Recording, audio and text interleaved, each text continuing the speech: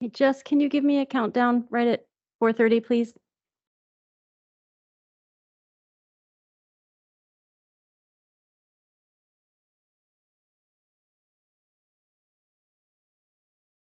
For those of you who are walking in, we're going to be starting in about 1 minute, and we do go live.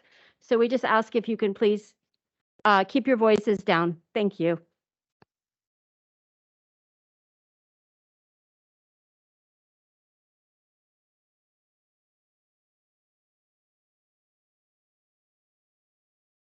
Good evening, and welcome to the regular meeting of the Board of Directors of the Bellevue School District. Today is Thursday, March 9th, 2023, and the time is 4:30. At this time, we will do roll call. Jane Aris, Christine Chu, Seema Sarafan, Joyce Shuey. Superintendent, go ahead. Superintendent Art Jarvis. Director Watson is on her way and will probably be joining us shortly. So at this time, we move to the introduction of our student tonight. Executive Director John Harrison, if you have an introduction. I do. Thank you, President Serafan. Tonight, it gives me great pleasure to introduce to all of you a student, Xavier Nishikawa from Bellevue Big Picture School. He's a junior, and you can see he's got a team of supporters, including his mother, Joe. So Joe, give us a wave. Joe, hello, Joe. Xavier's mom. So Xavier, come on up here to the microphone, please.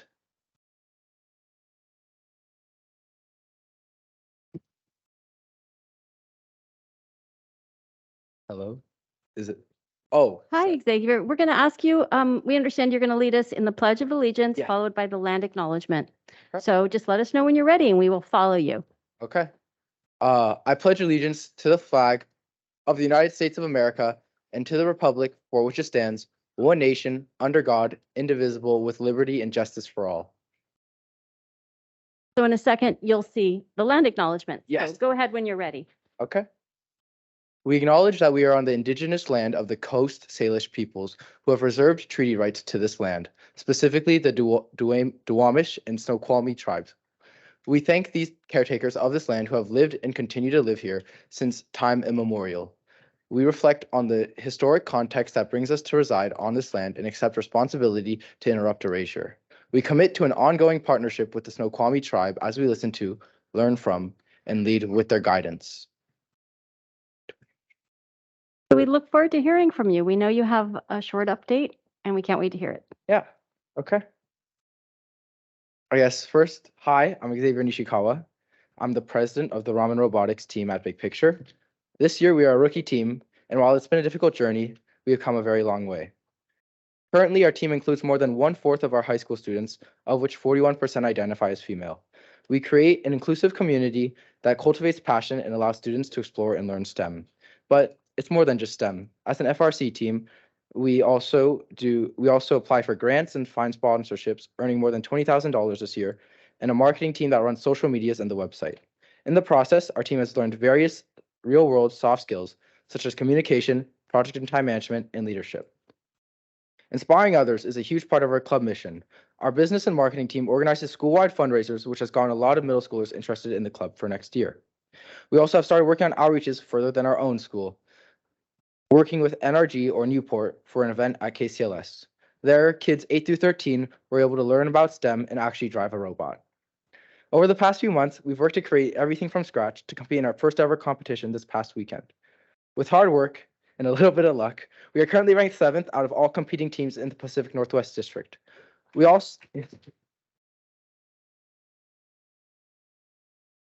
also earned the Rookie All-Star Award, qualifying us for district championships in Cheney, Washington. This selective award is given only to rookie teams that exhibit a young but strong partnership effort that embraces the first values, such as innovation, sustainability, and inclusion. Robotics has changed my life, and now my goal is to help it change others. Creating a sustainable team is part of that. As I am graduating next year, I want the team to prosper even when current members graduate. One of the biggest things that would make this possible is that if we can get a dedicated shop space for robotics. With the building of our new school put on hold, there has been some talks of moving into a new elementary school. We hope that we can get a dedicated space for the team to be used as a makerspace, which has the tools needed to create a robot. Robotics would also request a space for other sub-teams such as business and marketing, and finally an area to have a practice field for a robot. We do not view robotics as a club, but rather a sport, especially for us at Big Picture, where there are none. This past week, many students and teachers at our school congratulated our members for the accomplishments at the competition, similar to congratulating a football team after a win on Friday night. With very few STEM electives, our club creates a bridge where students can come together to build something great. Having a diverse team is very important to us, so we are especially focused on including groups who are underrepresented in STEM. A dedicated shop space will help us build this community and engage everyone in learning. We will continue to inspire and teach students at Big Picture, and we would love to have your support in securing a shop space and class space for robotics. Thank you to my team, our teachers, and parents for all their support. Thank you to our mentors who have helped us tremendously, and also quick but big thanks to Madison, my VP. This team would definitely be dysfunctional if not for you. Finally, thanks to listening to this talk and your dedication to the Bellevue School District students. If anyone has any questions, you can message me at s-nishikawax@bsd405.org. That would be quite hard to, okay. And then also my mentor at MacDonaldH, MAC, and then DonaldH@bsd405.org. And also you can find our website at ramenrobotics9036.com. Thank you. Thank you, Xavier.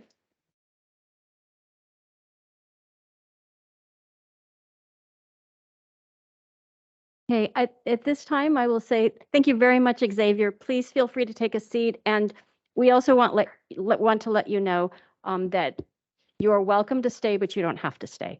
So thank you. Meaning you should not feel like you're Congratulations trapped on the here. win. Yeah, congratulations. We're very Can I proud just for say all of one you. more thing? He's very,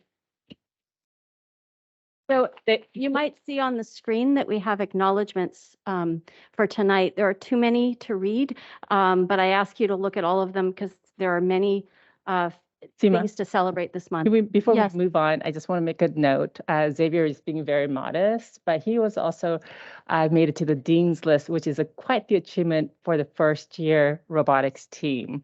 And that should be really recognized and honored.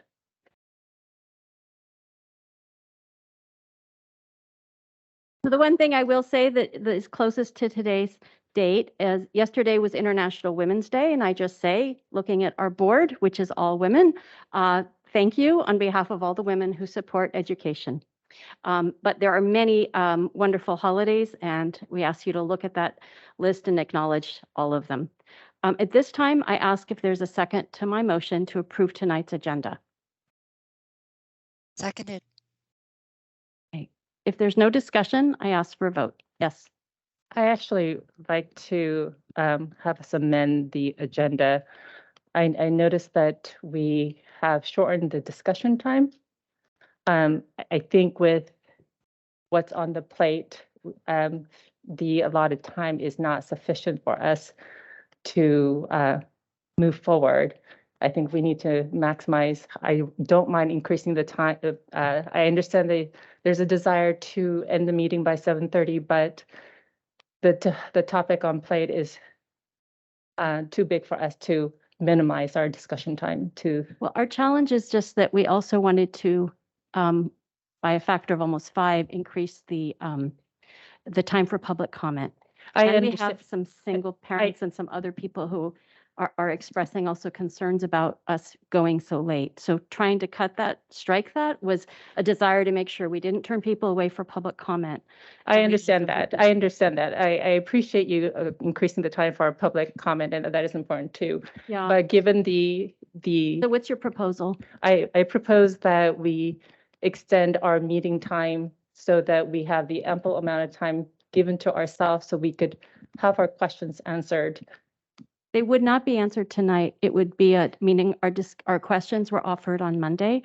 And so I think what we could do is have a discussion amongst ourselves and offer questions additionally. But I don't think that we would, I'll get to you, Director Chu, but I don't think we would be, based on what I understand from the superintendent, he's going to be giving his update. And then we will be hearing from public comment, which should follow that update.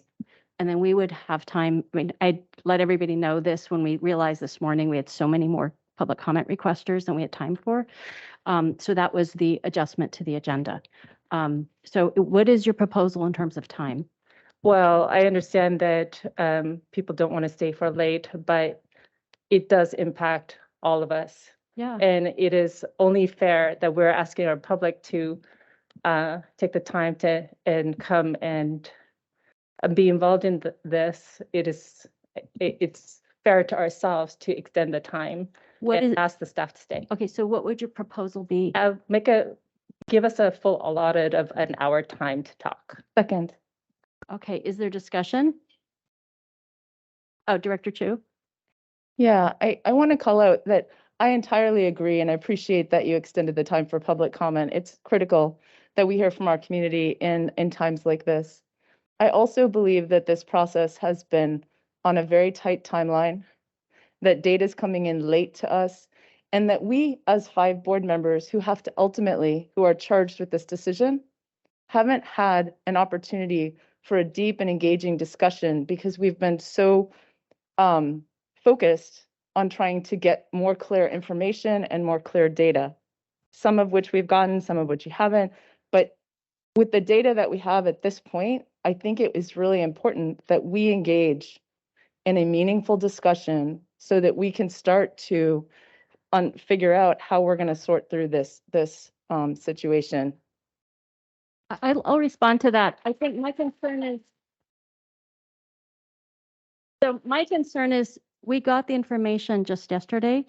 And so I feel like before I need to study it and listen to the comments tonight before having a meaningful conversation.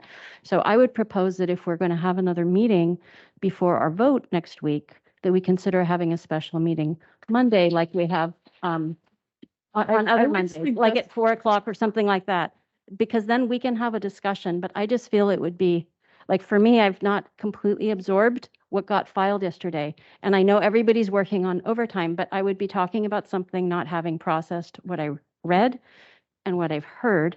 So you'd be getting kind of preliminary thoughts rather than well synthesized thoughts. So I just want to know what others think as well. Director Watson?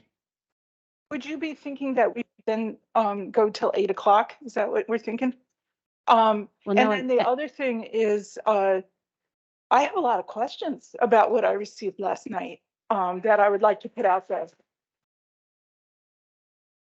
Carolyn, I hear agree from with you Vice that, I'm President sorry. Shuey too, just because this impacts everybody. So so what I heard is one proposal is would be till 8:10. One would be 8. I'm not sure. You're saying 8, 8:10. So I'm just trying to make sure I'm clear. Vice President Shuey? I would prefer to have a special session. I can't hear you at all. Sorry. Can folks hear me? No? Not sure what happened. Yes, You can- we you can hear can't you hear now? now. Yeah. Okay. I would prefer also to wait until another day because there's going to be a lot of discussion and public comment tonight, as well as the materials that we just received. And I feel like it would be more productive to have, if the purpose is a discussion, to have it on Monday after we've had a chance to process it. I also believe, as we all have, if we've got questions, we could send those questions in advance of Monday to have the discussion. And then finally, for me, it's vitally important that we keep our time to the times that we say that we're going to keep them. And if we decide that we need more time, extending them on the day of is not ideal. And personally, I also have a child-related commitment that came up several months ago that I do have a hard stop at 7:30. I think we need both. And I think for the number of times in my life as a school board member that I have stayed till 8 or 8:30 because of a football crisis or something, to me, this is bigger. I agree. I just so, want to, I'd like to yeah. comment on a few of these things. So there's a motion on the table to extend by an hour, which I think comes out to 8:10, whatever it is. And so we do need to address the motion. But in short, I agree, Seema, that we just got this last night and it is hard to digest. But that has been the process for the last 2 months of getting little bits of data and not being able to have a deep enough discussion. And so I'm sorry, I sorry. if I appreciate this is a board. and so I think I ask you to please not do that. So I think it's really important that we have a chance as a group, even if our discussion is about why holes in the data impact our ability to make a decision, which holes in the data are more important than others to fill in. Maybe we can't fill in every single one, but we sure can fill in some, and having a consensus. Like, we haven't had a deep, rich discussion Okay. about what to do among us. So I agree, we should have a special meeting on Monday. I also agree with Jane that we should talk tonight. I think asking us to have one discussion and then show up for a meeting and make a decision on something of this impact is wrong. And I just think that we need to have time, multiple opportunities to have a deep and meaningful discussion. Okay, so there is a motion. The motion is to extend.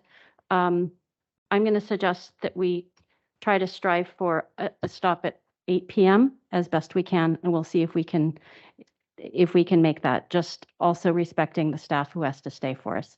So if there's a second to that modified motion, Seconded. okay. Then I ask all those in favor, please say aye. Aye. Aye. Aye. Aye. Okay, the motion carries, and that's the motion to approve the agenda. I now ask for a second to the motion to approve the consent agenda. Seconded. Okay. All those in favor? Aye. Aye. Aye. Okay, the motion carries. We will now go to the superintendent update.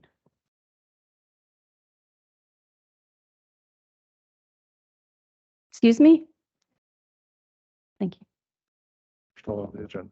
I'm sorry, I'll try to move quickly here. Good evening, President Sarafan and members of the board. I offer this update to you, the board of directors, as you face the impending decisions regarding school consolidation recommendations. I recognize the significance of this information to our staff, parents, students, and the public as a whole. In a few minutes, the executive staff of the Bellevue School District will be presenting details of this update. I hope to set the stage for their presentation. I'd like to begin this evening with a broad look at the situation in which we find ourselves.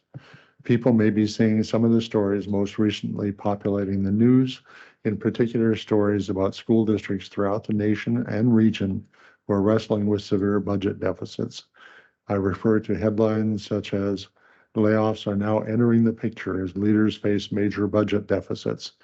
Longview School District braces for possible shortfall. Everett School District approves millions in cuts, may slash 140 jobs. Seattle School District notifying employees of possible layoffs. Peninsula School District estimates $12 million deficit. Olympia Elementary School closures are on the table due to budget deficit.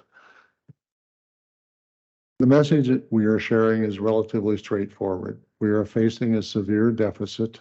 We cannot continue our present operation without reducing our expenditures. The system is out of sync with the funding basics.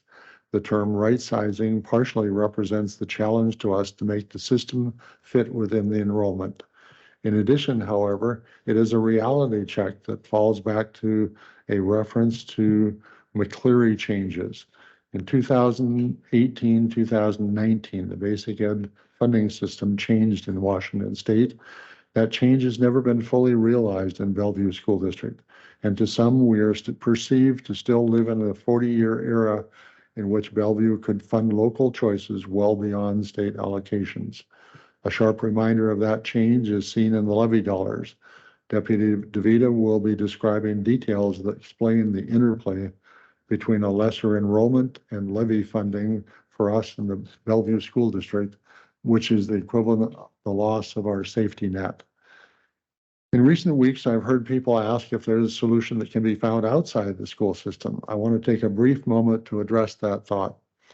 My comments point to the state legislators and a current issue that remains on the table without much success. In Bellevue, we use almost half of our local levy to fund required special education services. And in surrounding school districts, the story is similar. This is a failure of Washington State to fund basic education special services. Interestingly enough, the amount we spend there is virtually equivalent to the amount of our deficit. If the legislature were to step up and meet their obligation, it would free enough local levy dollars to offset our shortfall. Unfortunately, it appears that the current legislators will continue to largely ignore this issue in spite of the fact they have saved millions of dollars they have not had to spend on decreased enrollment. Unfortunately, they diverted those funds away from education to other issues. I appreciate the fact they're providing salary improvements for staff, but that hardly qualifies as solving the special education funding issue or the deficits. After we have detailed our financial deficit, we will then turn to Eva Collins, our Deputy for Teaching and Learning, and our newly named Superintendent-Select, Dr. Kelly Aramaki, to share details of the strategies we've developed and proposed to meet the challenges of financial deficit. The intent of that is to move quickly beyond this financial shortfall into the impact for our schools, our school system, exceptional and extraordinary experience in the Bellevue School District. They represent a long history and a bright future in their expertise and their recommendations. There are few districts that would have anything comparable to this team as they look ahead to achieve the dreams for children as they solve the present problems. In short, the multiple strategies you will hear tonight include first, our intent to accelerate innovation and improvements in the system to ensure student success and the ability to market the Bellevue School District. We have a fantastic system that should not fall victim to false impressions about our schools. Secondly, we start with a safety net established by the board by policy and by prior administration, a strong fund balance, a rainy day fund. Some use of that fund balance permits us to use a judicious approach to the deficit without crisis-like reductions in staff and programs. The obvious implication for the district and board is to find the balance that helps us navigate that challenge without putting us in jeopardy without a safety fund. Third of our key strategies is the use of consolidation to reduce the cost of overhead structure and maximize the benefit to students, parents, and staff. This permanent cost reduction targets unfunded supportive buildings and programs that cannot be sustained financially. Fourth, and a key to the entire issue, is the stark reality that almost 85% of our expenditures are for people. The extent and success of the first three strategies will determine which programs and people will be reduced. You will hear details in this presentation this evening that demonstrate the alternatives that face us in formal layoffs and reduction in force, as compared to being able to utilize attrition to shrink the staff over time. That issue alone can negate the gains made in hiring our staff of color, as one example. In the next few minutes, we will also explore changes we recommended to the original consolidation plan. In particular, we are recommending the removal of Ardmore Elementary School from the consolidation proposal. Additionally, we will explain proposed alterations to the plan for students from Eastgate Elementary School to attend Spirit Ridge. My hope is to shed light on the consolidation issue as part of a solution set. Bellevue School District is a terrific school system, but it is not immune to financial woes. I offer the recommendations because they are absolutely necessary to consider. Some of you are aware I have served as superintendent for 35 years, and I've lived long enough to know the consequences to school districts that fail to address financial challenges. With some levity, I've heard comments questioning why the elderly white man gets to make the decisions and/or he will be on the beach somewhere after this is over. In response, I've told many of you that I've been blessed to have long service. I attribute that partially to the fact that I will give my best to ensure the school district thrive in which I work.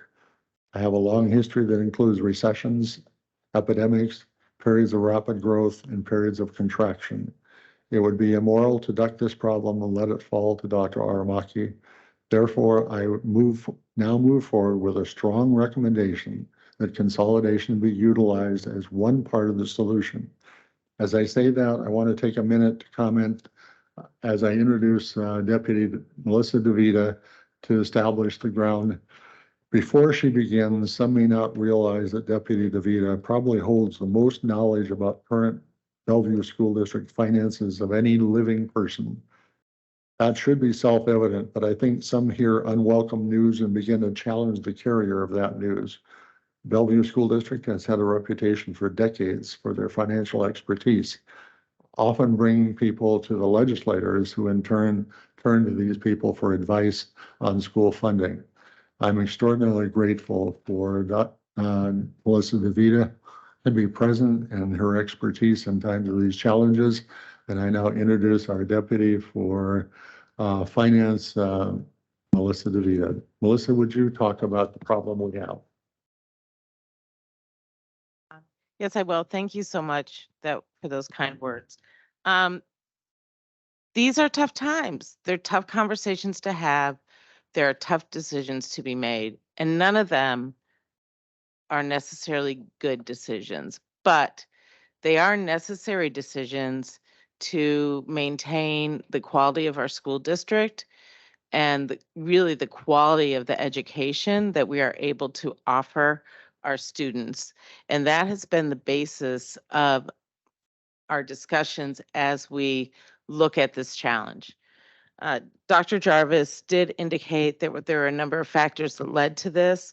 Of course, we've all talked about the steep enrollment loss that we've experienced during and post-COVID. We've talked about the end of the hold harmless funding that we received in one-time funds from the state, as well as in increased enrollment numbers for our levy calculations. We've talked about how those one-time funds, including the emergency relief funds that we received from the federal government, help to hide some of the impact of the challenges that we're facing. And we've used over $18 million of our savings account during COVID to run multiple education models to provide the items necessary to keep our staff and our students safe and healthy. And we are bringing up McCleary because one of the issues that Bellevue faced with that solution was we are very fortunate to be grandfathered in with higher levy collection capabilities prior to the McCleary solution being implemented. What that means is that we started out collecting almost 25% more than some of our neighboring districts, and we are dropped to the same level as our neighboring districts. And so the loss to Bellevue was much greater than it was to Issaquah or to Lake Washington or to Seattle in that case. So we were at a much higher level to begin with, and all of that came away. That's not a bad thing because part of the desired outcomes of McCleary was to get equitable funding across the state. And we support that, but know that our decline was greater than others. And that is helping to lead to this. Can you put up the presentation, please, Jesse?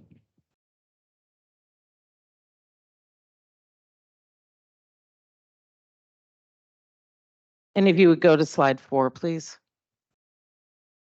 Thank you. So this is the loss that we are looking at, and I'll go through this pretty quickly, but we get approximately $10,500 per student from the state in general appropriation. We will have 967 fewer students in next year's budget than we had in this year's budget. And the reason why we go budget to budget is because our revenue, even though we're not going to receive all of that because we've lost students this year compared to our forecast, we're lower. But our expenditures are built on the expectation of the higher revenue of our initial budget. And so we need to drop our revenue forecast dependent upon that differentiation. And so that is $10.2 million. We are also losing local tax funding. We are right now being funded for over 20,000 students, which is the same number of students that we were funded in 2021. or the 21 tax year. The tax years go January to December. That is going away, and we will now have to be funded at our actual student count, which is a $7.5 to $9 million drop. And the reason why that is a spread is because, again, we're funded over January to December, and it doesn't match up with our school year. And so it's an average calculation. We will complete the spending of some ESSER funds this year, and we will have fewer ESSER funds available next year. So there's a difference there. And we will expect additional reductions in title funds and others because the demographics of our community is changing. So our total revenue reduction is expected to be $26.7 to $28.2 million. Now, we will have some revenue increases, and the top one is not yet finalized because the legislature is still in session, but we expect to receive a bump of about 4% for inflation. And that will pretty much be passed through to our employees because it is built into their contracts. We also anticipate an increase in funding for counselors. And nurses, we received this starting last year, and then it'll build over the next couple of years. But we currently spend over $15 million more on our counselors than what we are funded. And so it's not really a true add-on increase. So the net revenue loss that we're looking at when we look at the increases versus the losses is 15.1 million to 16.6 million. But then we're also going to have some expense increases. And in doing this, we assumed flat for everything else. For insurance costs, legal costs, all of that, we assume flat, but 85% of our costs are salaries. And so really focusing on the biggest chunk is the most appropriate here. Salary increases will be a pass-through of whatever we get from the state, and it will impact both our employee benefits and taxes as well as their salaries. We have more employees than the state funds, and so we will always be paying out more for the increase than what the state gives us. So you can see there the increase is 10.1 million, but the cost to us is 13.1 million. So it's an automatic $3 million additional deficit. And if you add up the increase in expenditures and the loss in funding, you end up with $28 to $29 million. Now, as I said earlier, we also have the impact of fewer students in 22-23. We are putting spending controls in place to address that change. And so while the funding gap adds to 33.2 million to 34.1 million, we believe the funding changes we're putting in place will allow us to have a funding gap of about 31 million moving into the 23-24 school year. Next slide.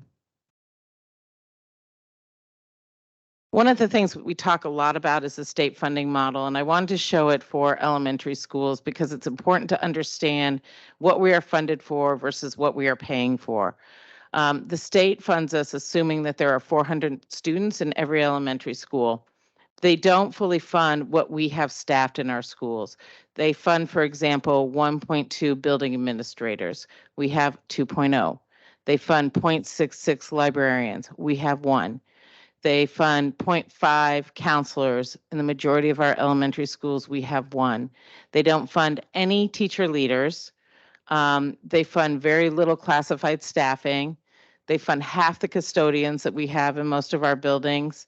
And they really don't fund any school nurses to speak of. When you look at the difference between what the state funds and what we fund, it's $650,000 to $830,000 approximately. That is money that comes out of our levy. If a school is smaller than 400 students, that differential increases. If we have a school of 300 students, the building administrators that the state funds is 0.8. So now what we're funding is $180,000. And so as schools shrink, that differential grows, and then decisions need to be made about where those monies are going to be coming from. And do we continue to fund our small schools? Or do we invest in programs and other things for the students in our district? That's a balancing act. That's a decision that we're going to have to make. And that's what this is about. Next slide, please. As we look at the number of elementary schools that are below 400 students, in 1920, there were 2. In 2021, there were 3. And then it jumps to 7. This year, there are 8. Next year, they anticipate there being 10. And so these gaps are growing. And as they grow, and as we have more buildings with less than 400 students, we pull money from other places in our system to fund these smaller schools. And that is the decision that needs to be made. Is that the priority for us? And is that the right place for us to be placing our funds? If we do the consolidation, then we will have 3 of our 18 elementary schools. It will be 3 out of 16 elementary schools that are below 400 students at that point. And when you only have a small portion of your elementary schools below 400 students, you can then spread those costs amongst them. But when you get over half of your elementary schools below 400 students, the impact on your overall funding system, it is a structural impact and it is a structural deficit. And with that, I will turn it over to Dr. Aramaki. All right, thank you. Next slide, please. So it is I'll just say, it is a huge burden to be stepping into the role of superintendent with a financial reality like this. As you can see from what Melissa had shared, we kind of have a twofold problem. We have a short-term problem of the decline in funding of about $30 million. And so we, in a very short amount of time, need to decrease our spending by $30 million. And then beyond that, we have a longer term challenge, which is the projected decline of enrollment over time, about 200 to 400 students per year. So those are the projections. And so you can see with those two challenges, I mean, it's difficult for us as a system to have to face this, but just like with districts around us, or even with the companies around us, there's some post-pandemic right sizing that we have to do. And what I'll say is yesterday I spent time with the Wilburton staff, and this is really painful. So it's this is not something that I'm looking forward to doing. It's not something that I want to do because I love the school communities. But it's the reality that we're facing. And so this is a decision that we get to make as a community with the school board. You know, this is the process that we get to go through in order to make the very best decision that we can make as a community. I'll just reiterate just a few points that Dr. Jarvis had mentioned. There are a few things that we're doing to try to tackle this problem. The first one is about increasing enrollment.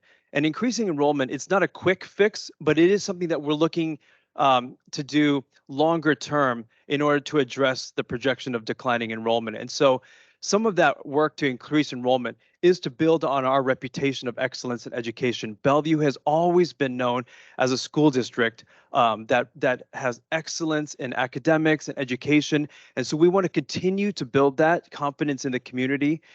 We also are looking at innovative programming to bring families in, like our heritage language program. So building on our Mandarin dual language and Spanish, we are bringing in Arabic this fall, and we're looking at bringing in other programs like Hindi and Korean so that we can bring more families into the Bellevue School District, back into public education, back into the region. We're also looking at adding things like aviation and aerospace, and supporting things like the Bellevue Big Picture Robotics Club.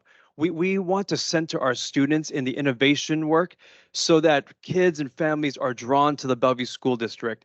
So we're going to do all of that work, and we're going to do that for our kids over the next 10 years.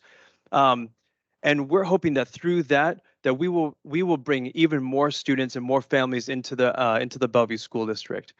On top of that, we are going to use our fund balance. And so something Dr. Jarvis talked about, Melissa, and her expertise around finances, but if you just look at the stories in neighboring school districts, they're struggling with the amount of reserves that they have.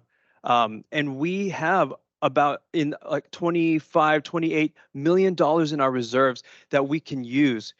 That money, it doesn't solve the $30 million problem, but what it does is it allows us to step down the impact on our school district. So we don't have to cut everything this first year. We can use some of the fund balance this year so that we can cut some this year and then cut some next year. And so I'm thankful that we have those reserves, and we are going to use them in order to minimize the impact on our students and on our staff. The third one is around reducing expenditures to align with revenue. Just like Microsoft, Amazon, and the companies around us, we are having to right size coming out of the pandemic. And so we do have to bring our spending down by $30 million. And something that's going to be coming out soon is I'm going to be recommending some cuts at central office among our leadership, because we have to be right sizing our staffing across the system. And for me coming in as a superintendent, we're going to start at the central office, because the impacts can't just be on our schools. And in fact, we would want to minimize the impact on our schools and on our staff at our schools. The fourth step in this process is looking at schools. Just like what Melissa had said, consolidating schools, it is a strategy that we have to employ, because when schools get to a really small level, it becomes very difficult to fund the building, to fund the staffing that's required to keep those schools open. And it's not that I don't value small schools, because there is something amazing about having smaller school communities. The problem is only when the schools get so small that we can't fund full-time librarians, full-time counselors, and all of the services that our kids need. The last thing I'll just mention, it's not on there, but is just talking about legislative advocacy. That is the other thing. The school board members and myself, we are out there working with the legislature to increase funding for schools. And so that also is kind of a longer term thing, but that is something that we're working on in order to better support the programs here in Bellevue. The next thing I'm going to talk about, if you go to the next slide, Jess, is I just wanted to call attention to equity and the critical criteria. I think at the February 9th board meeting, I had talked about the need to do a comprehensive critical criteria review, not just for consolidation in general, but for each of the 3 recommendations. And so in this very, very long document that we sent yesterday to the school board, I'm hoping people will take time to read it. There's a few things I want to call out before you do, if you haven't yet read them. The first thing I'm going to mention is the role of the critical criteria is important. It's about centering equity in the planning of big decisions like this. It helps guide the questions that we use to engage community, to make sure that we're looking at the impacts on different groups of people, students, staff, families, and within that, subgroups that might be even more impacted. We use the critical criteria to refine our decision making, and we use it to assess the impact and to mitigate risk if we do implement certain decisions. Regarding the comprehensive critical criteria review for each of the regions and each of the regional recommendations, I'll just point out that we constructed it from multiple engagement opportunities. So you can see in the review, all of the meetings that we held. There were some large group meetings. There were meetings like this. We used some surveys. We did focus groups of subgroups, particularly those who are most impacted at each of the schools. And then we took some of the information from the hearings that we had. The critical criteria review was compiled and put together by people from multiple perspectives. And so we had a team of people that included folks from our equity department, our family engagement department, special education team, and our executive team. The review looks both backwards and forward. So it looks at the decision that we've proposed and the risks and the benefits. It also looks forward so that if we make the decision, what are the risks, what are the benefits, and then what are the mitigations? Next slide. So just to give you some kind of examples of some of the things that we found through doing the critical criteria review, that is too small for me to read up there. So that's okay. I've got it here on my screen.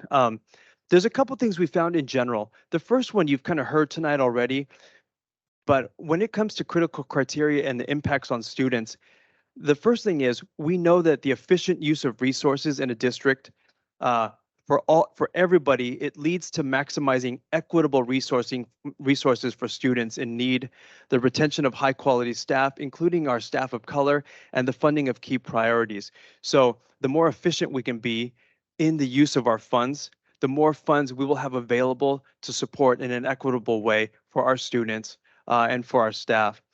When you look at the risks, what's interesting, when you look at risks for all students, all staff and families, just in general, the findings you'll see are quite similar across schools. There's an impact on social emotional, there's an impact on relationships, there's an impact on things like transportation, loss of community, and there's an impact on change. So you're going to see that across all schools and all groups.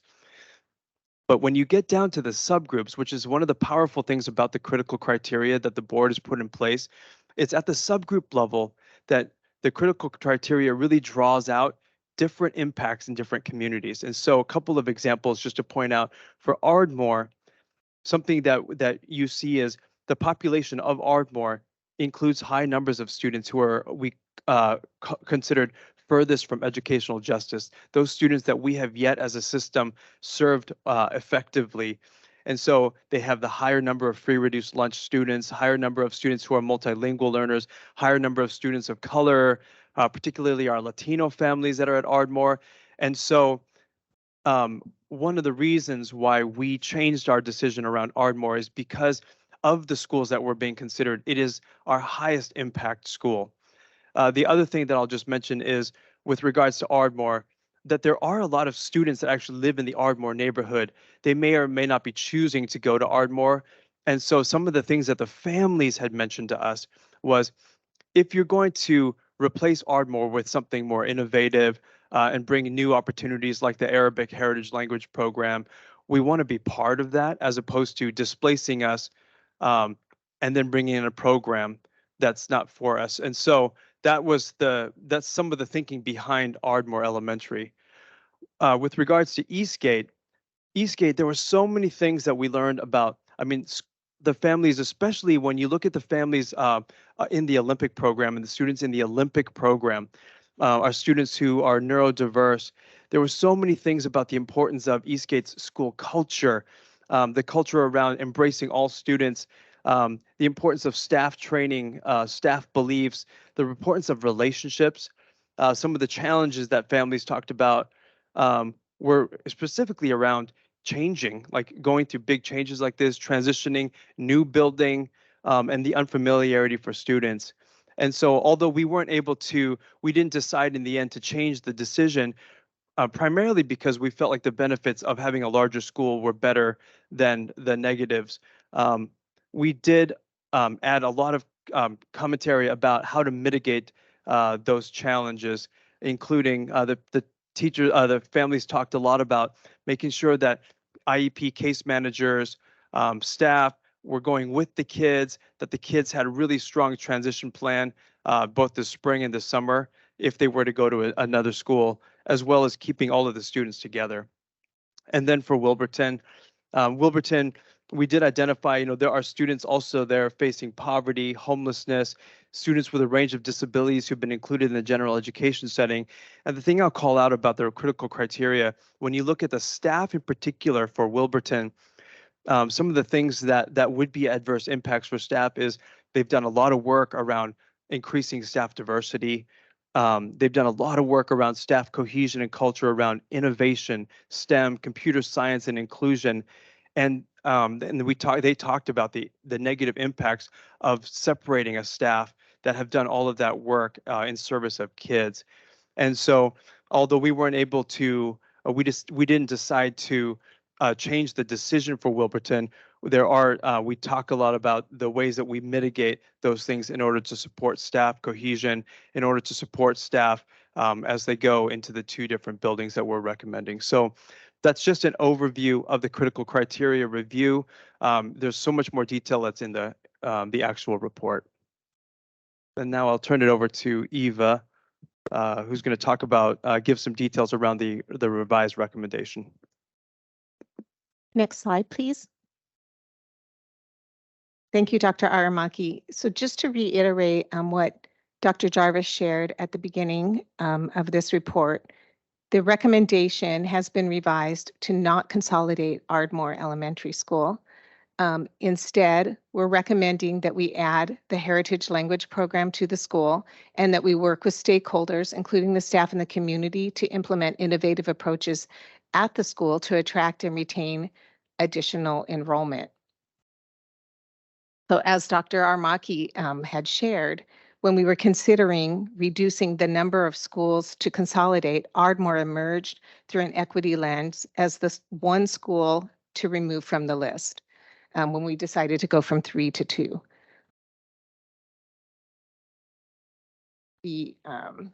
With Wilburton, we recommend moving students back to their original schools, recognizing some may want to apply for open transfer to Woodridge.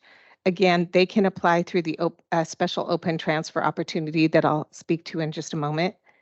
And the recommendation for Eastgate was slightly revised. We heard from staff in the community a desire to keep the school together if we had to consolidate. For this reason, we recommend moving all of Eastgate to Spirit Ridge.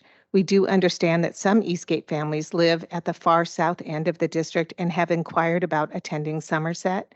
Families at Somerset and Wilburton will receive information about a special open transfer opportunity tomorrow, and we will accept applications through March 20th. So families are not guaranteed open transfer, but we're going to do our best and prioritize families from these two schools. Did I say? I didn't mean to say Somerset and Wilburton. I meant to say Eastgate and Wilburton. I apologize. With Spirit Ridge, it looks like they will continue to utilize some early learning classrooms if needed. The current enrollment at Spirit Ridge on the February report is 582. It was 583 in October. Last year at this time, 612 students were enrolled at Spirit Ridge. So we know they can house the students, but they were using and they continue to use their some early learning classrooms, but they will not be required to use portables with this number. To make space at Spirit Ridge, the Advanced Learning Program is recommended to move to Woodridge, bringing the total number of students to an estimated 485 students. So that just summarizes the recommendation that was shared by Dr. Jarvis. Thank you. The one thing I would like to say about the priority open enrollment, the reason why we're sending it out tomorrow is so that it doesn't close until after the board makes a decision. If the board makes a decision to not do the consolidations, then we'll just let go all of the requests that came in. But if they do make a decision, then we want to be able to reply to families in a very short period of time so that they can then understand where they'll be attending and stuff. So it is not to say we've predetermined the outcome, because the board has not, believe me. We talk to them all the time about it, but it's really so that if the board decides to move forward, we have the data to then provide information to families quickly so that they can make appropriate plans for their students, okay? I just wanted to reiterate that because I heard the little gasp that, and I'm sure people think that we've already made a decision. Next slide, please. Okay, so one of the questions we've had is, what is the savings around an elementary school consolidation? And this pretty much outlines all of it. Now, just because a school is being consolidated, it doesn't mean that their staff is the staff that will no longer be with the district. Every year we lose principals. Every year we lose assistant principals. And it may be that the principal at the consolidating school will end up at the newer school. Those decisions have not been made yet. So I just want to be very clear and say that even if you are Eastgate, for example, or Wilburton, it doesn't necessarily mean that your principal will no longer be with the district. It doesn't even mean that your principal may no longer be your principal. They actually may be. We don't know yet. We haven't gone through that process yet at all. But the staff then that would be reduced in terms of the numbers and the overhead would be the building leadership, non-classroom CERT staffing, so the counselor, librarian, interventionist, psych, nurse. And I should also mention that these are averages. These aren't every single building. Different buildings have some different support staff in them and different levels of classified support. So classroom teachers, as we do the consolidation, and this number will vary as well, as we do the consolidation, there's room in classes on both sides. So depending how they merge in terms of grade level, we could have fewer teachers ultimately in the combined building. Classified staff, so technology specialists, family engagement specialists, general school assistants, nutrition services, custodians, office staff, certificated team stipends. So those are for the leadership teams that we pay. We'd still be paying those, but it would be to just one set of teams at the new school. And then lastly, the utilities, grounds, and building, those items are really for if we repurpose schools, it'd be for the buildings that we would be repurposing schools from. The total coming to approximately $3 million, which is equivalent to 20 educators at an average salary and benefits. But if we do a formal reduction in force, then it would be closer to 30 educators because of the way that that process would work. Next slide.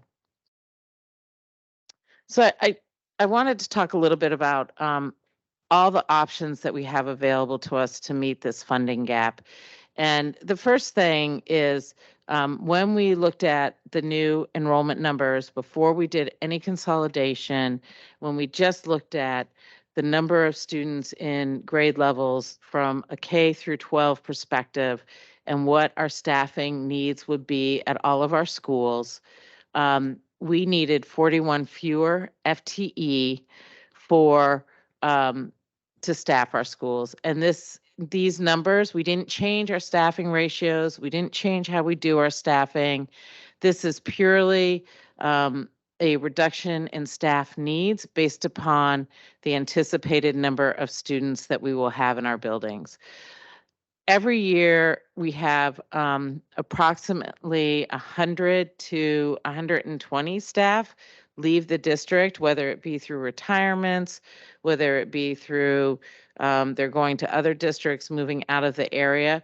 But every year we have that number of educators leave the district.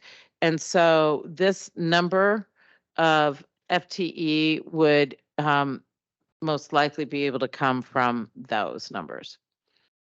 So then if we take that off the top, the remaining funding gap that we're dealing with is $24.8 million. We also have a decision to make about how much of our general fund reserve do we want to use. We have $28 million in our general fund reserve right now. We can spend down all the way to the limit that the board has set in their board policy, which is 5 to 6% of annual expenditures. If we do that, that would be $9 million. We could decide not to spend any of it. We could make a decision to go beyond where the board policy is currently set and spend $20 million down. Anything we spend out of the general fund reserve is basically kicking the can down the road. The need for these reductions does not go away. These are ongoing expense reductions that we need to make. And so it is basically saying we're going to push it out till next year, the following year, and we'll do it then. I would advise strongly against reducing our reserves by $20 million. It is not good financial policy, and it would leave us in a high-risk position in terms of our financial position. And then we could decide somewhere in the middle. So, scenario D has $5 million in there. I want to stress that these are samples. Decisions have not been made. And these decisions need to be made so that we know how much additional money we need to pull from our system in terms of the central office, in terms of operations, and which means maintenance, grounds, finance, everybody that basically does supports to schools as well as program cuts. No part of our organization is off limits to consider for these reductions. So once we make a decision regarding the general fund reserve and what our target is, the board also needs to make a decision regarding consolidating schools. They could decide to not move forward with any of the recommendations. They could decide to move forward with one. They can move forward with two. We recommend that they consolidate two. That is our recommendation. If they take that recommendation, that would take another $6 million out of our funding gap. That would then leave what we need to find in the two remaining areas. We need to either find them through reductions in ongoing expenditures or reducing staffing further across the district through a formal reduction in force. Now, what we decide to do this year will have an impact on the 24-25 school year, because whatever we spend out of reserves to fund the 23-24 school year will basically be a carryover of that funding gap.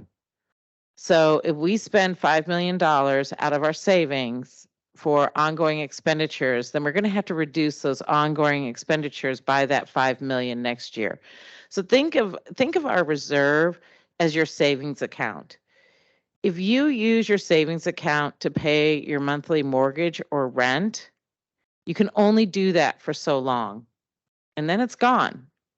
So it's there for maybe this month you've had some additional expenses and you do have to cover your mortgage or your savings. But so you do that, and then you also probably need to look at, how do I pay that back? So same thing with our general fund reserves, right? We pay out some, but then we also have to look at, how do we make sure that we maintain an appropriate level over the long term? So using it is smart because we are in one of those financial crisis times or emergency times. The question is, how much do you use? How much do you push down the road? The other thing that will hit us is we will complete the spending of our ESSER funds. We are spending all of our ESSER funds. And we will have an additional enrollment loss. We're looking at about 350 students moving into the 24-25 school year. So those add up to the funding gap that we will then have to find in 24-25. This is not a complete picture of 24-25. We haven't looked at what anticipated cost increases there will be. I don't know what is coming from the legislature in terms of additional demands or additional funding, because they give us both every year. And so that will impact this as well. And this is only for illustrative purposes. I don't want somebody to come and say, you said it would be 12.5 million and it's actually 14. So just know that these are for illustrative purposes, but it gives you a picture of what we need to deal with both this year and then moving into 2024-25. And with that, go ahead, next slide. We've completed our this portion of our superintendent report. So thank you for your time. Thank you. To this portion, is there another piece I should know is coming? Okay, all right. All right, so we will now move to public comment. I just want to ask my board directors, I'm inclined not to take a break now, but to take it later, but I just want to check. Does the board director need a break now? Because otherwise we will start with public comment. Okay, then I don't see a hand raised. We will go ahead and start. I think if somebody needs to step out, then they will. All right, so I I will ask everybody who has registered for public comment to please look at the guidelines, because I will do my best to try to give you an overview. But I do ask you to take the time to read them if you have registered with Ms. Worth. So this is the time during our meetings where we receive public comment. And just so you know, this is different from the hearings. You remember, the purpose and the rules around it are different. But public comment and our expectations are on the agenda. They're displayed on the screen. I just want to kind of touch on a few things for those of you who may not have done public comment before. Remember, first of all, that this is one of the ways you can communicate with the board, but we also appreciate and listen to the emails, the voicemails, the things that you send us. So please know this is just one of the modes. We're grateful to receive public comment. We appreciate the thoughtful input that you give us. Because of the limitations of our calendar, we limit usually our public comment to 20 minutes. Obviously, for this time and this period, we increased it quite a bit. We have to limit your comments to 2 minutes. You'll hear a chime, you'll see a visual clock. We just ask that you please, when you're hitting that 2 minutes, just say your last word, and so that we don't have that uncomfortable place of, asking you to stop.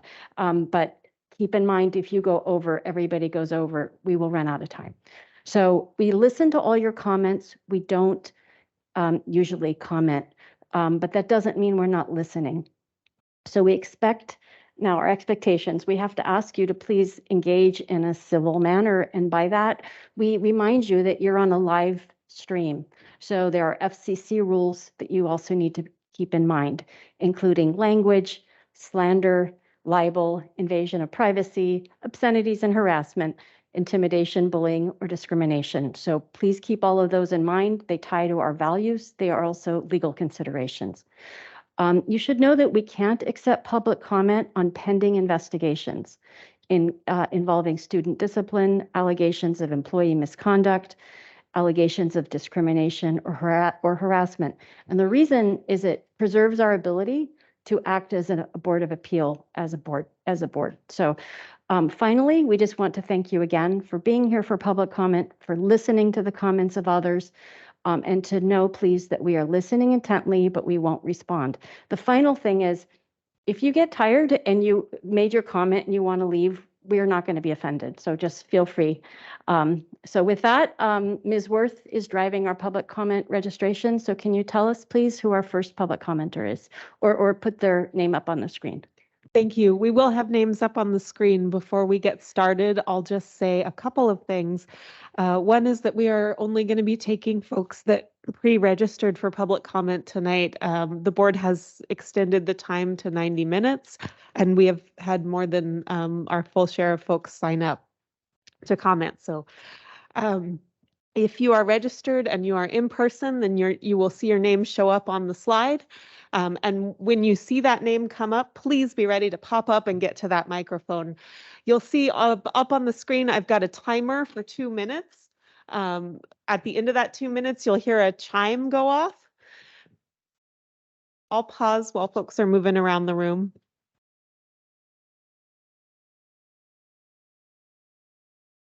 Okay, should we get going?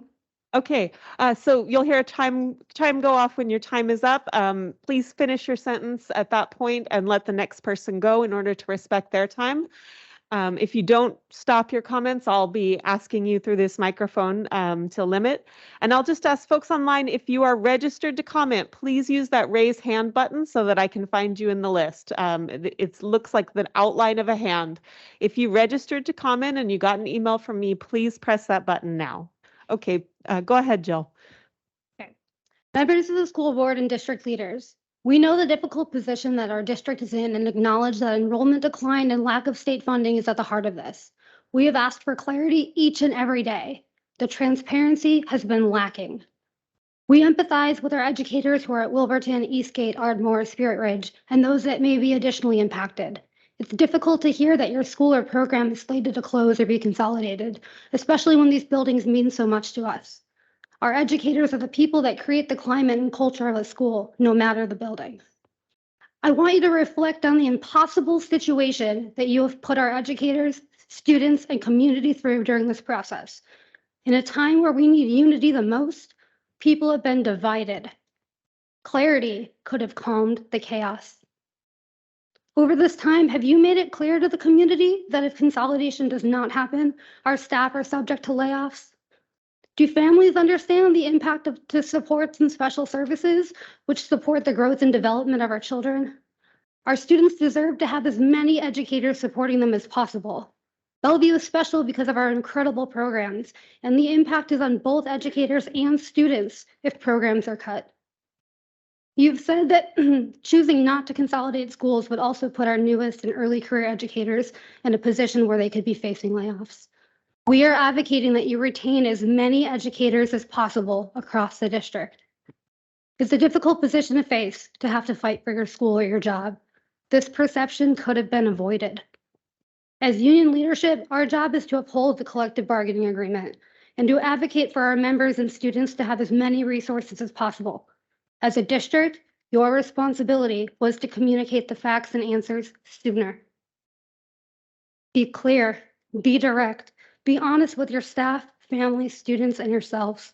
Reflect on this process and how it has impacted our staff. Our path forward is together, but you need to lead the way with honesty and empathy. Thank you.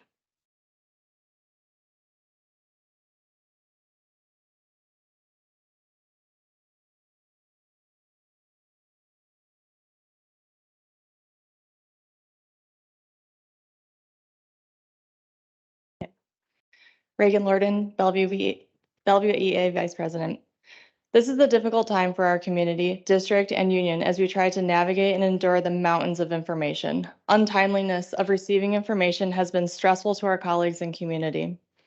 As a parent of an elementary school child, I feel for those parents who are looking at sending their child into the unknown, a new school, a new bus route, teachers, friends, and community. For a young child, that can be scary and anxiety-inducing, which weighs heavily on a parent. But often our young kids are stronger than we give them credit for.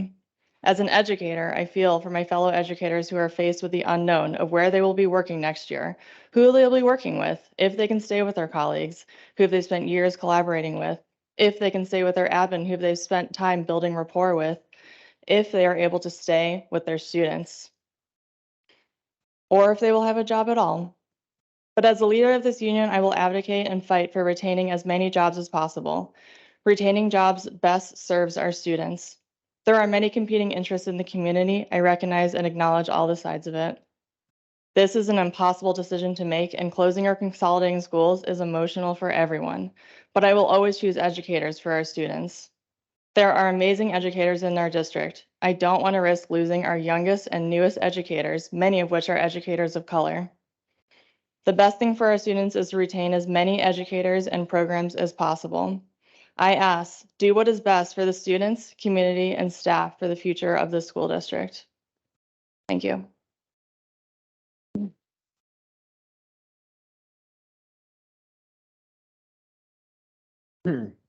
Hi, I'm Mark Wilbert. I've been a music teacher at our district for 26 years. I currently serve on the BEA executive board, and I'm the parent of 3 Bellevue School District students. Bellevue is special because of our high quality programs and student supports. Every elementary student receives instruction from specialists in art, music, PE, and library, with additional opportunities in computer science at 4 of our Title I schools. Our secondary schools feature a 7-period day that supports world-class programs in the arts, CTE, world languages, and more. My own children have benefited greatly from rigorous schedules that allow not only core academics, but music, computer science, Spanish, and so much more. The last time we faced budget cuts after the 2008 financial crisis, it was some of these very programs that were explored as options for reduction. For this reason, as painful as the current school consolidation proposal might be, I encourage you to continue to do the tough work and prioritize maintaining our outstanding programs that serve our students. Eastgate Elementary is my neighborhood school. For the last 13 consecutive years, at least one of my children attended Eastgate. That staff is genuinely revered in my family. It is hard to imagine that building being repurposed. What is most important, however, is the work of those educators, not only the classroom teachers, but the specialists, the school counselor, the ITCL, lab facilitator, paraeducators who support the Olympic program, and so many other staff members continue to serve the next generation of Bellevue students, no matter which building it happens in. Thank you.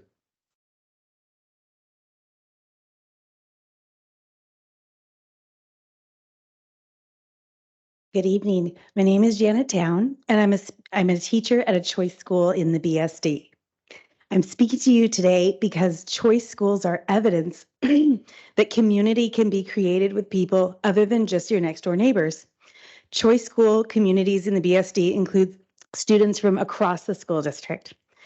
Choice schools are evidence that successful learning is not about buildings or bus rides. Meaningful learning and academic growth are about what happens inside the building. BSD's mission statement is to provide rigorous, relevant, innovative, equitable, and exceptional education to students. This requires awesome teachers. I have 22 plus years as an educator. Ooh. The first building at which I taught was actually closed and repurposed as an elementary school. So I know the sadness and that people may be feeling right now. But our resilient students and educators not only survived the transition, we thrived in our new school communities where we received a warm welcome. Bellevue students will thrive wherever there are invested teachers and staff, challenging curriculum, and manageable class sizes. In my time as an educator, I've been approached by former students everywhere from the grocery store to an art museum in Florence, Italy. They always thank me for impacting their lives, for believing in them, for preparing them for college better than their dorm mates, and for introducing them to a passion which they pursued as a career. They have yet to mention the school building in which it all happened. Please make the best choice for students and prioritize educators. Please approve the consolidation of the elementaries necessary to ensure that our students have the best and most teachers that they need to succeed. Thank you.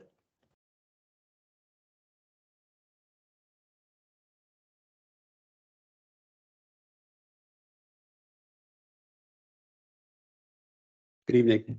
So first, I want to thank you. Until this week, it's kind of felt like the board of the district have been united behind this plan that you're going to go forward with whatever the district proposed. And I think this week, from what I've seen, I think that's kind of changed. So I want to thank you for that. I think you're exercising your oversight, and I hope I'm not wrong in that. I read the district's revised recommendation last night. I printed it out. It's a lot, 74 pages. It's a lot to digest from last night to today. I've got questions. I've got observations. The report says that there are 262 students in Wilburton's enrollment area, same as it said on February 9th, the earlier report. Last week in this room, a district employee told us that those numbers were wrong. The district was counting area students by subtracting out of area students from the total, and the out of area students are being overcounted, some by as much as 5x. So I want to know, is that the right number? Deputy Superintendent DeVita told us during the open houses that the budget shortfall was $20 million spread over 3 years. I think I repeated that in this room. I think other parents have repeated that and not been corrected on it. And now we learned that it's going to be 30 million or 35 million immediately. So I'm curious, like, why are these numbers different? The district cites a report from another demographer, EDS. The report's not for Bellevue specifically, but for the whole Puget Sound area. And the district says this report supports the forecast from their demographer, Western Demographics. The EDS report doesn't make any forecasts. They list some reasons to be pessimistic, but they don't forecast what enrollment's going to look like next year or 10 years from now. And I think in the face of uncertainty, this is the right thing to do. There's no off-the-shelf model that can account for the effects of a once-in-a-lifetime pandemic and unprecedented shutdown of public schools. Any enrollment forecast should be treated with tremendous uncertainty. I spoke with Western Demographics about their model and found that they're essentially doing a linear regression. They're drawing a trend line. They use past enrollment to predict future enrollment. They can't predict that a trend will reverse. Thank you.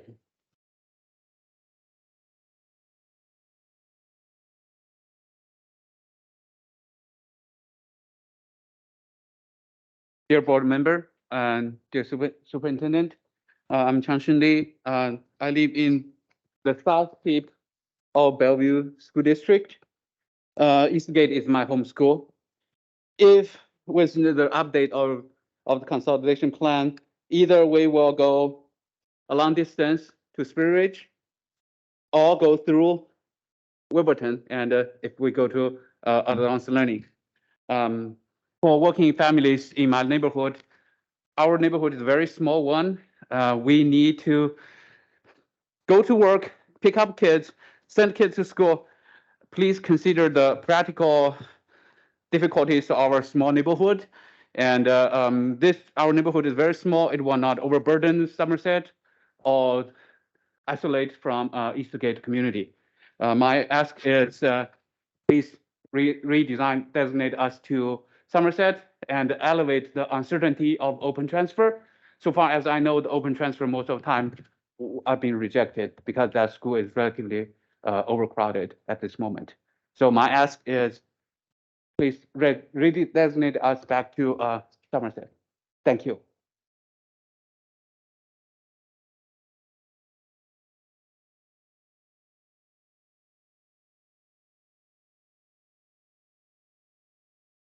Good evening. I'm an Eastgate parent and I'm reading for my friend Ji Chen, sorry, Chen Ji. Like many families in Eastgate, we're immigrants. I've moved many times in the US, and this is where I've lived in the longest because my child is in the elementary school. We Chinese people like to call our school mother school. We told our children that our school will give the same love as our mothers do. My child does have deep love for her school. We understand the stress the pandemic is putting on school districts. In fact, pandemic affects every family. But when we go home and face our children, we still smile. How was your day at school? We did and would do our best to protect our children in the most difficult time and tell them that the future is bright and the world is still a good place. But now everyone, how do you want us to face our children? Tell them that they're losing their school forever because of adult worries and an ill-advised decision made in such a short time? In the next fall, the school bus will take them passing by the campus with so many good memories, crossing the busy highway and going to someone else's campus. I just can't do it. If you have the courage, please ask the children yourself, what do they think about this? As a parent, I don't think the Eastgate has no way to go. It is very difficult now, but our greatest hope is our children, our innocent and lovely children, will have infinite vision for the future. We parents are willing to work with the school district to let the children know that we're working hard for them, rather than simply just shut down their mother's school. Thank you.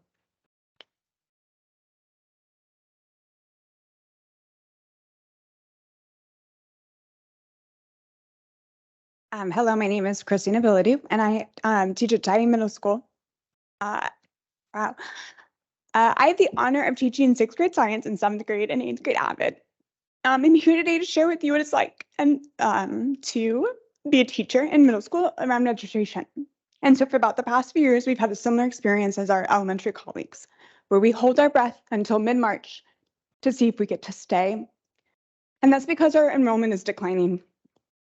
And with declining enrollment, it means that we lose teachers, and not just other buildings, but we also lose them from the profession because the future is uncertain and they don't know how long they're going to get to stay in that new place. They're often early educators, young people with fire or second career professionals that bring innovation to the community. My ask is that you all use your voices in position of power to save jobs. When we lose positions in buildings, we also lose adults available to supervise clubs, advise student groups, sit on leadership teams, essentially supporting the whole student. My second ask is for all of you to become intimately aware of current class sizes and target sizes in the contract. It has been suggested that it's cheaper to pack classrooms and pay class size overages than it is to keep educators. When this happens, students lose. They lose that personalized attention. They lose extracurriculars. They lose school events and connections. We are then no longer schools of excellence, but schools of just barely getting by.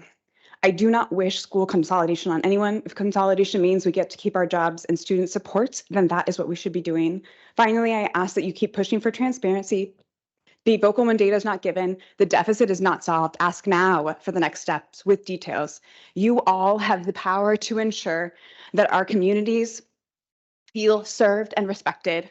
You have the power to ensure that our communities have been shown compassion and have experienced authentic collaboration. Thank you for your time.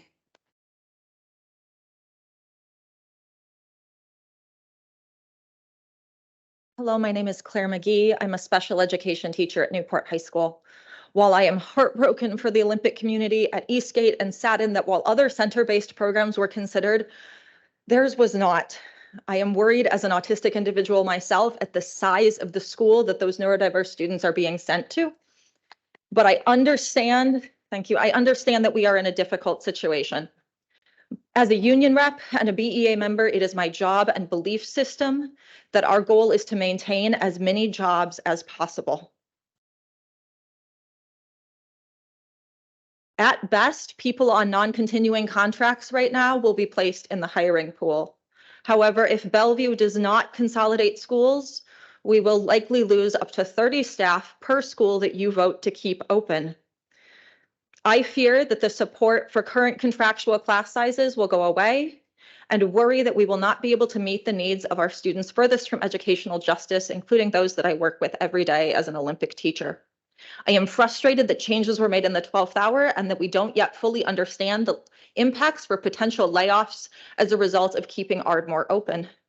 As a board member, you have the fiduciary responsibility to the district and to the staff under contracts that rely on you. I cannot in good faith support a plan that would result in layoffs for continuing contract staff. Thank you for your time.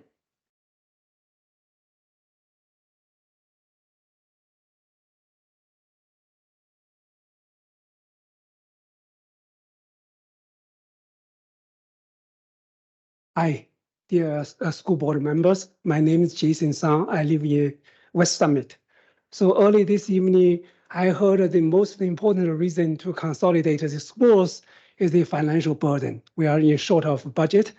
But I seems the analysis does not confirm what I was believing because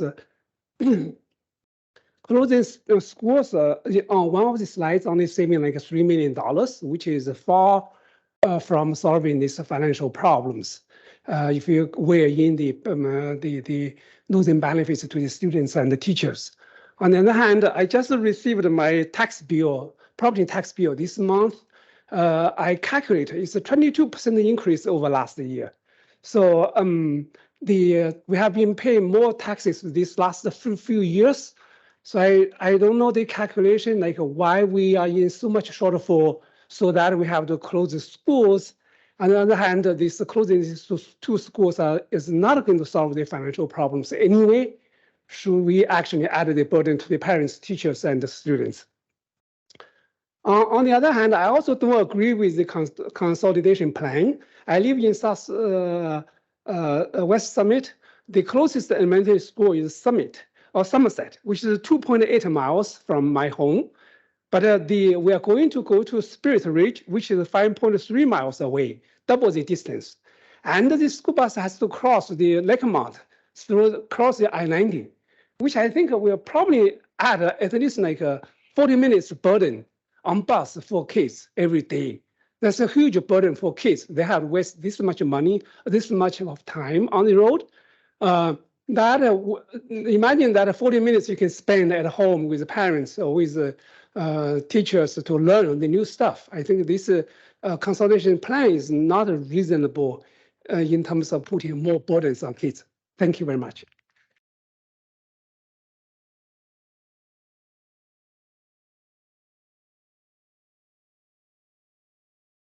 Hi, I'm the parent of 2 BSD students, and I've also worked in public education for more than 31 years. I actually had something else prepared tonight, but was what I've heard led me to scratch it, so I wrote something else on my phone. So here goes. First and foremost, the 4 of you on the board here in person and your discussion at the start of the meeting seem to indicate that you already understand what I had intended to point out at length, that the process has been rushed and secretive and has had not anywhere near enough thorough examination by you all or by the public. There are even now, as somebody else pointed out, data in the various reports that are demonstrably inaccurate. In the presentation tonight, we were shown why Ardmore was chosen to be saved, but it was chosen from only among the 3 schools in question. To be clear, while that decision was just announced last night, it appears to me from a variety of evidence that it had been made earlier. Next, everything that was said about Ardmore in terms of the students could apply to Wilburton and probably also Eastgate.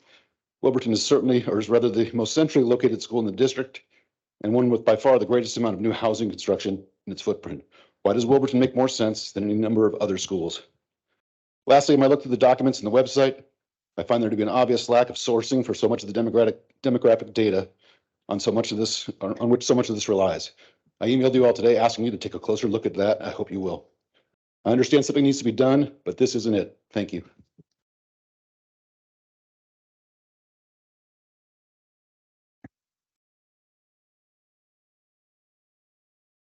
Thank you, board directors, for making the time to hear from our community tonight.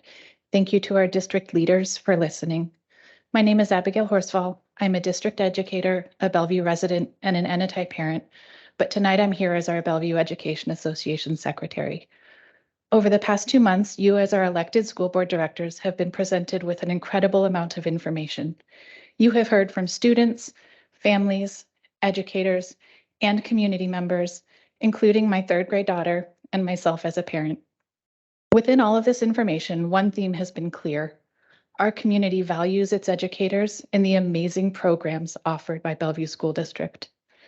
We are all in an impossible situation of being asked to predict the future with limited information and make hugely impactful decisions with widespread impacts, not just to our communities at Ardmore, Eastgate, Wilburton, and Spirit Ridge, but to many others in our community as well.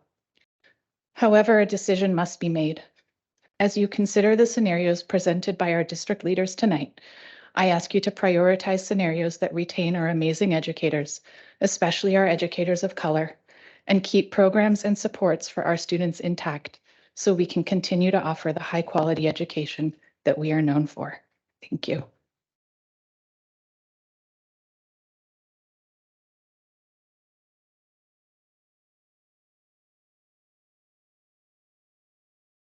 Hi, I am Julie Seibel. I'm here to speak to you as a parent of a current sophomore and a 2021 graduate. I recognize that the 5 of you have a difficult decision ahead of you, and I'm here to ask that you do everything in your power to preserve all the mental health supports that are currently available in the Bellevue School District when making your decision about closing schools. Right before my oldest moved to college, he looked at me and said, "Mom, 7 kids died while I was in high school. Do you think that will happen in college?" This is a moment in time that I will never forget. From a variety of causes, including death by suicide, 7 kids had died. Mental health supports in schools are critical for students to be able to engage in their education. I applaud the investments that BSD has made in this area over the last 5 years. Worry, hopelessness, stress, anxiety, depression, and suicidal ideation all impact a student's ability to attend and engage in school. Washington State conducts a healthy youth survey every 2 years, so I looked at the King County survey results for both 2018 and 2021 to compare pre- and post-pandemic data, and I want to highlight 2 questions for you. 1, have you considered suicide in the last year? 19 to 20% of students answered yes in both 2018 and 21. That would be around 325 BSD students per grade, or roughly over 2,000 secondary students. The second question, have you attempted suicide in the last year? In 2018, about 9% of middle and high school students answered yes. In 2021, that number dropped to 6% for high schoolers, while middle schoolers remained at 9%. In our district, that would be a drop from roughly 550 to 400 suicide attempts for high school age students. Still big numbers if you ask me. So what changed between 2018 and 21? School districts in King County, Bellevue included, committed resources to support student well-being and mental health. We have seen the introduction of mental health assistant teams in high school, middle school, and now elementary, as well as an increase in social workers and school counselors. Unhealed children cannot learn. Thank you.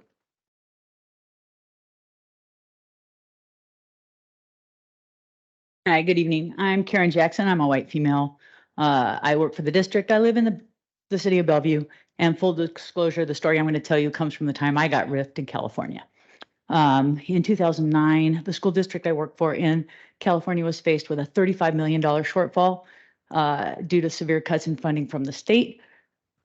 They delayed their decision and decided, it felt like last minute, to cut 258 personnel, which included 160 elementary school teachers, which pushed K-3 class sizes from 20-1 to 30-1, and a cap went up from 28 to 38 for 4th and 5th graders.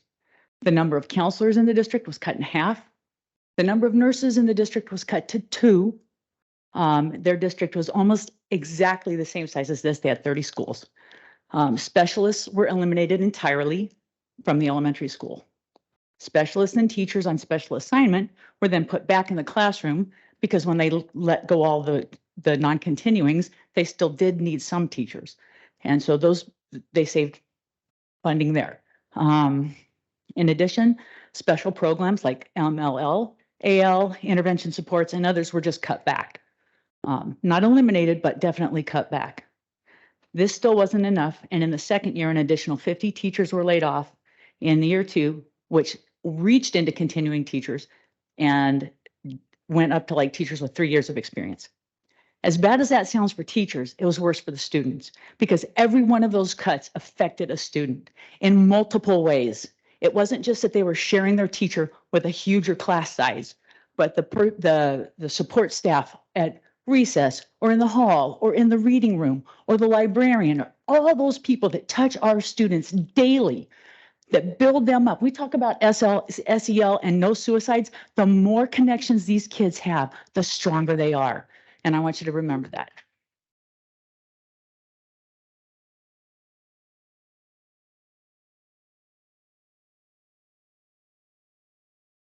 Well, your revision to the recommendation is encouraging. It shows the community you're beginning to incorporate our input into the process and beginning to consider our concerns. Thank you. Thank you very much, Dr. Jarvis. If these creative changes have been possible in just the last few weeks, please imagine what is possible if you give this process the time it warrants. A change of this magnitude can only be comprehensive and equitable if you use adequate time and full community input on the district level with middle school, high schools, not only the elementary level. That being said, there are serious concerns left unaddressed in your revision. First, you've told the community that closing schools saves teachers' jobs. Your recommendation details the opposite. You cite staff cuts in tandem with building closures. 8 weeks ago, you presented the situation as a binary choice to our community: save teacher jobs or save buildings. This is an irresponsible, divisive, and false narrative, and it is shameful that this is being pushed by the district and now publicly by the BEA. Who are you speaking for? It doesn't appear to be for each of our teachers. Ask around. Our teachers are fighting for our children, not only their jobs. These kids define their jobs, and every one of our educators should be heard, not just those that support the recommendation. This is not an either-or choice. Second, where are you putting our Olympic classrooms, our resource rooms? The cottages that are placed outside the Spirit Ridge building are glorified portables and are not appropriate, nor should they be considered as safe and inclusionary classrooms when you are currently retrofitting schools so that they, including Spirit Ridge, so they all include safety double doors at the main entrance. Third, why have you not included your intended use of the Eastgate and Wilburton buildings in your recommendation? Undoubtedly, the intention is to relocate two-choice schools into the buildings you're evicting our thriving children from. So what will it be? Jingmei at Eastgate, big picture into Wilburton? Are you prioritizing choice programs at the cost of general education? And at the neighborhood schools, which our communities were built on? Are those programs your priority over general education? Are you aware of the tension, division, and stress you create in the community when you intentionally withhold this element from discussion? And if in fact you have not considered how to utilize those buildings, that speaks to the rushed nature of your recommendation. Thank you for the care and professionalism you're taking in putting the Reimagining School, Middle School campaign together. This is exactly how the community should be involved. And I think that this warrants the same runway and communication. Thank you. I'm sorry.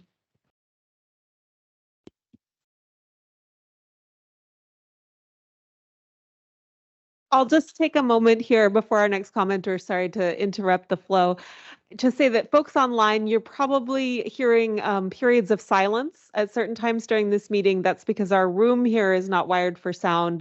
The folks you're hearing are speaking into microphones. So if you do hear a period of silence, that's often either applause coming from the audience or noise from the room in general that we're pausing to allow before the person continues speaking. So if you're online and you're puzzled by that, I wanted to put that in. Thank you. Okay, thank you. I'm Stephanie Hinton, and that was my daughter. She's a hard act to follow. I speak again as a grandparent of current students at Eastgate, a taxpayer who's always supported school bond issues, and a former Eastgate student myself. It's painful to witness the disintegration of our once vibrant grade school community as we first lost Sunset and now Eastgate to immersion-style schools. Our community has been the sacrificial lamb, gerrymandered out of existence. I still don't see a clear case to support your future enrollment forecasts. Your demographic data does not appear to take into account other clear projections such as homeschooling is decreasing as workers return to the office, layoffs and inflation are bringing kids from private schools back to public schools, housing prices are decreasing, and as my realtor pointed out, my property value will decrease with the loss of our last community grade school. I also heard that Eastgate has recently received new students. Even Wall Street would not dare to predict so confidently into a 10-year future with statistics driven by the events of the past 3 years. At the first Eastgate meeting, we were told we faced a $7 million deficit. Within weeks, somehow this has grown to over 30 million. How is this possible? How were past predictions so wrong? What sort of support do you expect from this community for future bond issues with such little transparency and lack of communication in this process? This all feels like the surgical extraction of the still beating heart of our beloved Eastgate Elementary community. This operation has been performed without our informed consent and with little regard for the painful scars it will leave. You state that the Olympic program will move to Spirit Ridge, which is accepted in good faith, but this program doesn't exist in a vacuum. So I would like a commitment that the same well-trained staff who created and made this program so successful will go there as well. Please try to reach an agreement with the teachers union to override the seniority placement of staff in this case. It's imperative that these people Thank you. that have served continue to serve. Thank you.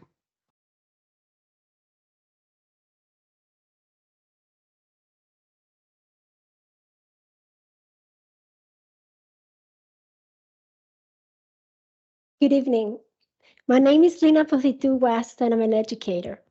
What makes our district truly exceptional is the strength of diversity each child brings in the classroom. This diversity comes in the form of culture, language, exceptionality, and philosophical views, to just name a few.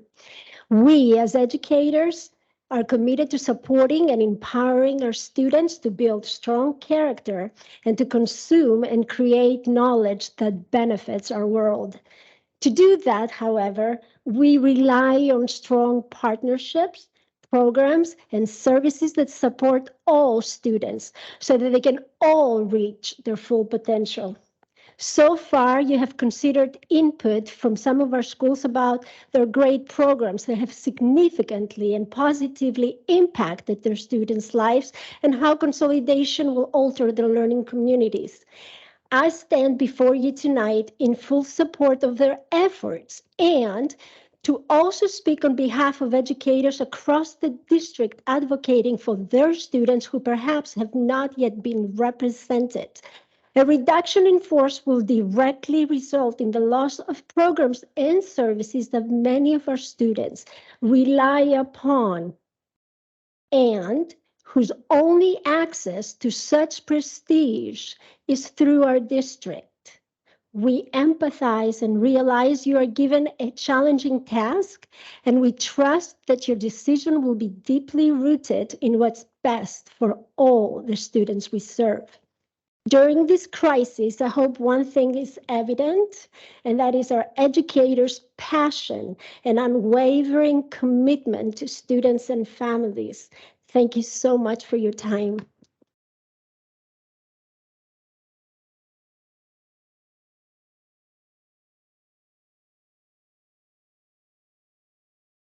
Hello, I'm a resident at the Summit community, and I want to bring a proposal about bringing Summit community back to the Somerset Elementary.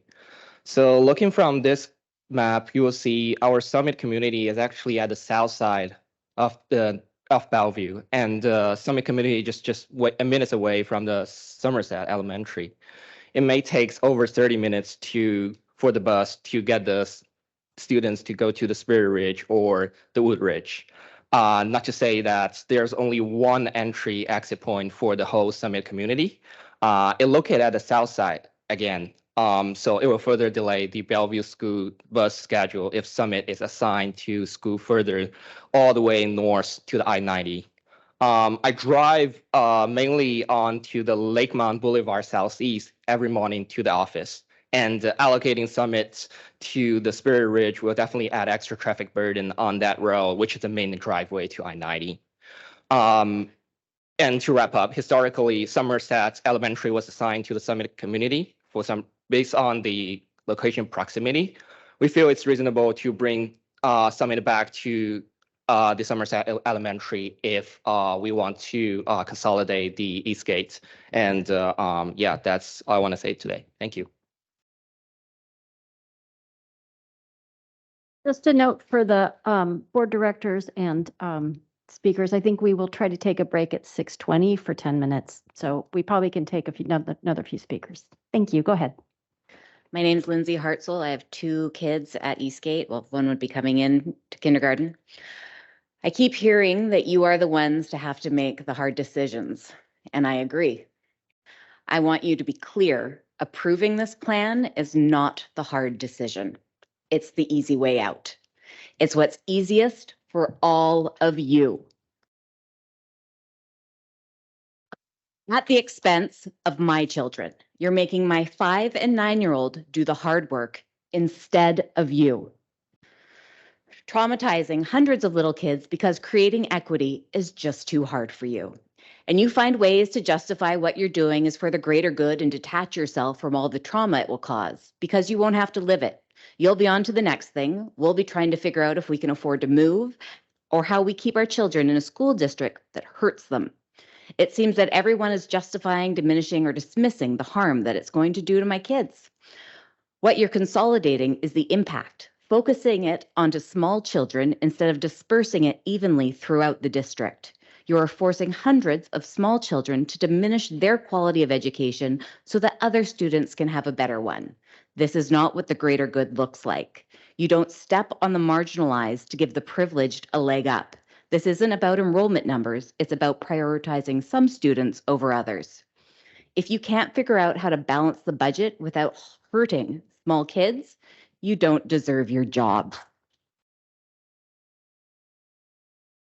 This is an opportunity to actually transform the culture, to make equity the highest priority. The BSD needs to walk the walk of their values. If you approve this, you will be normalizing injustice for the sake of budget balancing. If you vote yes, you will be taking the unconscious bias of the administration and giving it life. That's when it goes from unconscious to consciously approved racism, ableism, and classism. Those then become more deeply rooted as a part of the culture. Please make the district employees do the hard work, not our 5-year-olds, not our 9-year-olds who have only known an unstable education.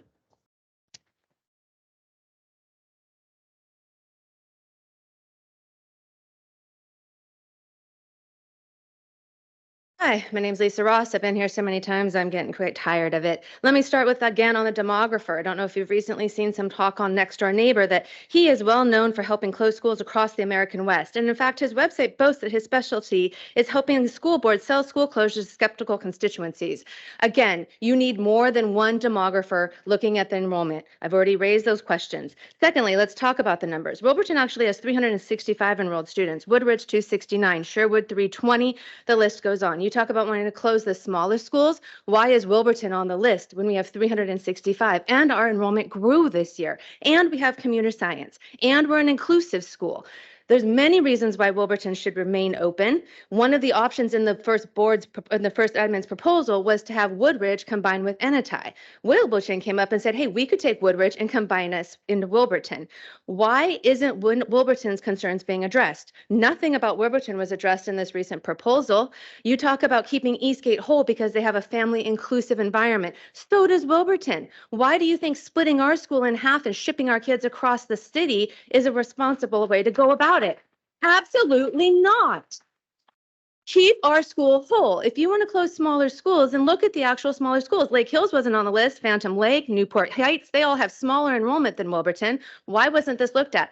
Because it's a rushed process. You also talk about having to possibly shorten or consolidate middle schools next year. Has there actually been a holistic plan put together as to where those kids are going to feed into those schools so that they don't have to have their relationships ripped apart a second or third time? Again, if you take money from a savings account, you can put money back in a savings account. Aramaki talked about doing marketing and trying to get increased enrollment. Let's take a year. Let's holistically look at this. Look at the real small schools. Look at a way to keep communities whole. And how do those communities feed into middle schools? All of this is so piecemeal together, last minute information. We're all struggling to understand, and it's far too rushed. Then to say you're going to open up enrollment for me, and I have to make a decision by March 20th when you may not even have made a vote by then.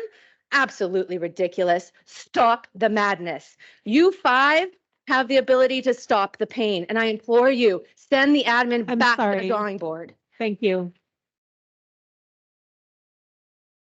We're going to take a break and return promptly at 6:30 p.m. Thank you.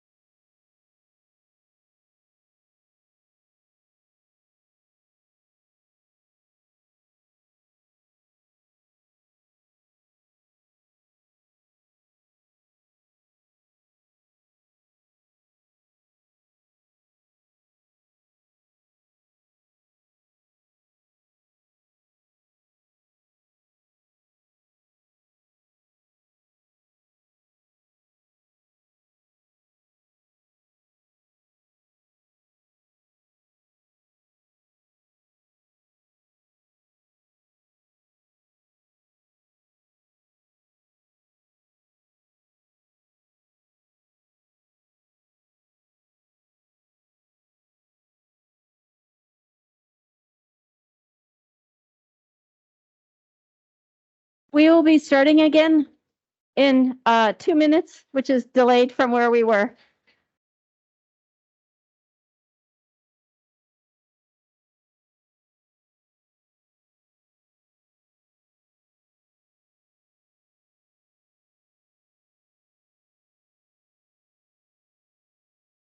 If you could please just look for your name up on the slide to know if you're next, and just get ready, please. Thank you.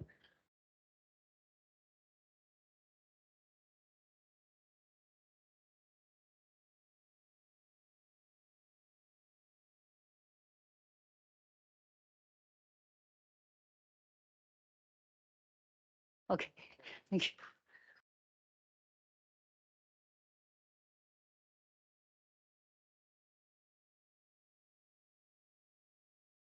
Okay, Ms. Worth and Mr. Albrecht, when you're ready, you can just give a thumbs up and let our, okay, we have our speaker. So we're returning from our break. Time is 6:33, and we're ready to hear our next speaker. Please go ahead. Okay. Good evening, everyone. I'm Claire, and I live in the south part of Eastgate, and my kids are going to elementary school this coming year. And first, I want to acknowledge that the consolidating school is a difficult financial decision, and I respect your decision to close Eastgate due to the low enrollment. However, I ask the board to reconsider the previous recommendation of splitting Eastgate into Spearridge and Somerset. Proximity is what keeps community and the neighborhood together. The driving distance from southern part of Eastgate to Spearridge ranges from 3 miles to 5 miles, while the distance is much shorter to Somerset. For example, my community, Eagles Mill, is only 0.5 mile walking distance to Somerset. And the average distance between households and their assigned elementary school in Bellevue is only less than 1 mile. So I cannot imagine that people are willing to enroll their children to the overcrowded Spearridge Elementary with a long commute distance. And in addition, offering open transfer doesn't really resolve the problem, as it results in a lot of uncertainties for the families in the many years to come. While I totally understand how difficult it is for the current affected Eastgate families to separate their kids from their peers, what concerns me is the long-term impacts of this solution of keeping the current Eastgate community together. I don't think the school district would like to see a further decline in enrollment, especially from the southern Eastgate region, which accounts for more than 2,000 populations, because of the change you are making now. It would be better to split Eastgate this time and offer open transfer for whoever wants to stay together with their peers in Spearridge. And thank you so much.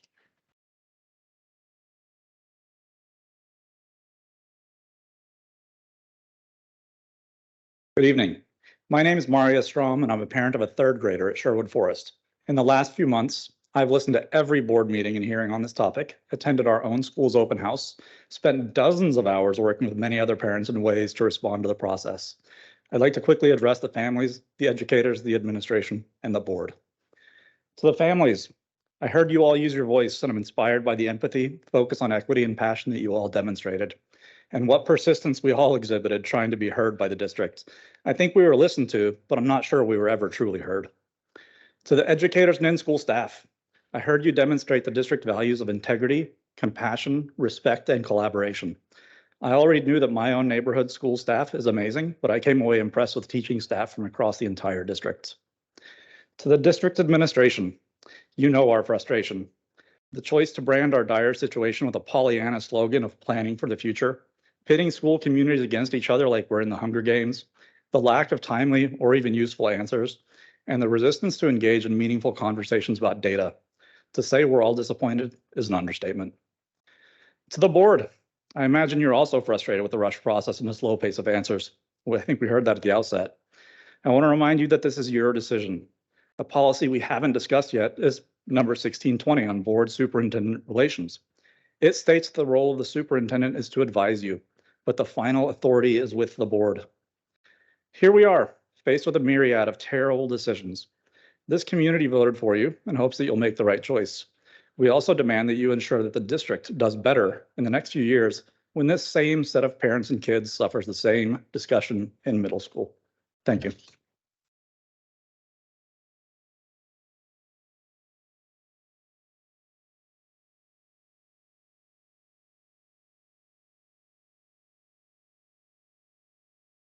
Do we have our next speaker? And I believe Carolyn, who is a doctor, mentioned that she might have to leave. And so Beth, please go ahead. Okay, we can perhaps move Ms. Liu to the bottom of the list, and then if she comes back, we can determine what to do. Thank you. We'll Hello. highlight Ms. Abraham's name. Thank you. Hi, this is Beth Abraham. I wasn't planning on speaking tonight, but after listening to everyone, I felt like I needed to come up and speak once again. After looking and hearing about the critical criteria, there was one thing that was left off of that when coming to Eastgate. The board of directors, excuse me, not the board of directors, but our superintendents have not come. You have not come to see my classroom, my Olympic classroom, where my kids are mostly self-contained, and that hurts me. My children are precious, and they work very hard. And you are sending us to Spirit Ridge, which I'm sure is going to be lovely, but you're sending us to the school that's going to have the largest enrollment. My children, my students, my loves struggle every day with change. In this last week, I have gotten 2 new students. My classroom is now almost full. My caseload is now almost full. I am receiving students from other schools that are unable to support them, and I gladly take them in. In the proposal at Spirit Ridge, there is not enough classrooms based on what is in the report. So I would like to know, where are you going to put us? Where's the Olympic program going, if we're even going with them at all? And if we are not, that is going to be a tragedy. Sorry. We have asked repeatedly, and we have also suggested that the advanced learning program from Spirit Ridge be placed at Eastgate. That would make us a whole school. We are trained and we are welcoming for twice exceptional students. This is something I would like you to please consider and take under to advisement. Thank you for your time.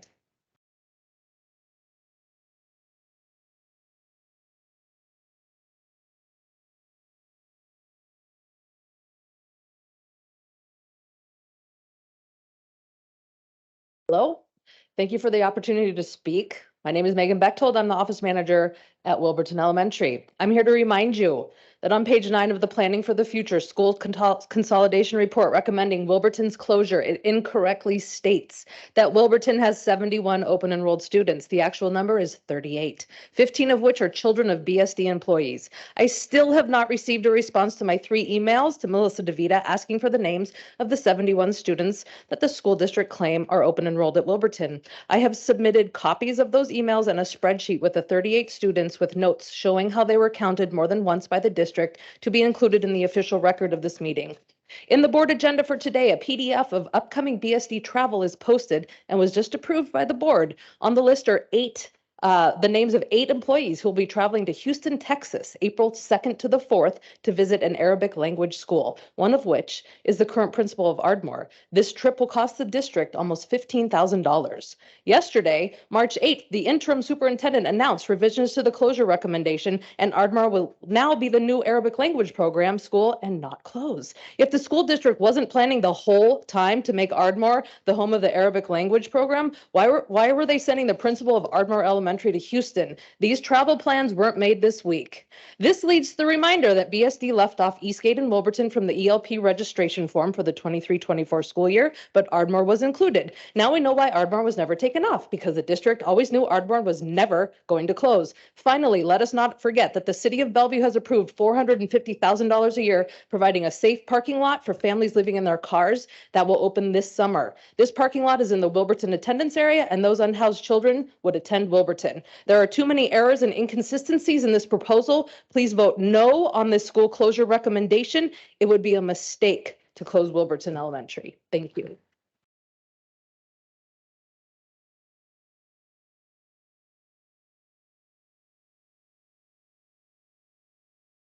Hi, my name is Michelle Mordaunt. I'm a BSD special educator and a parent of 2 BSD graduates. I am also a member of the BEA Executive Board. I would like to take a moment to put aside as much emotion as possible and speak about the facts and the reality of the situation at hand. The first fact is that BSD community and staff have repeatedly requested additional clarification and transparency about the decisions to consolidate schools. Thank you for providing some of this information tonight. Another fact is you, the school board, will be making a decision on March 16th. Your decision may be to agree with the proposal to consolidate schools, to disagree with this proposal, or maybe to make a decision to postpone school consolidation. Another fact is that BSD has categorically stated that without the consolidation of schools, there will be a reduction in force, a RIF. So the final reality, based on the information I have presented, is that if the school board votes against the decision to consolidate schools or to postpone the decision for a year, there will be a reduction in force of BSD educators. The impact of a reduction in force will not only be detrimental to our newest and early career educators in the district, but will be hugely detrimental to our students. A reduction in force will remove educators who support our students in multiple classrooms and programs across the entire district. As a board, you'll be making a decision with the information you have been provided with. However, please know that a decision is to not consolidate or to postpone a decision to consolidate will adversely impact the educators who work every day to provide an education to all BSD students. As an executive board member of a labor union, I must encourage you to try to put emotion aside and look to the facts and how the process of consolidation will impact our educators and all our students. Thank you.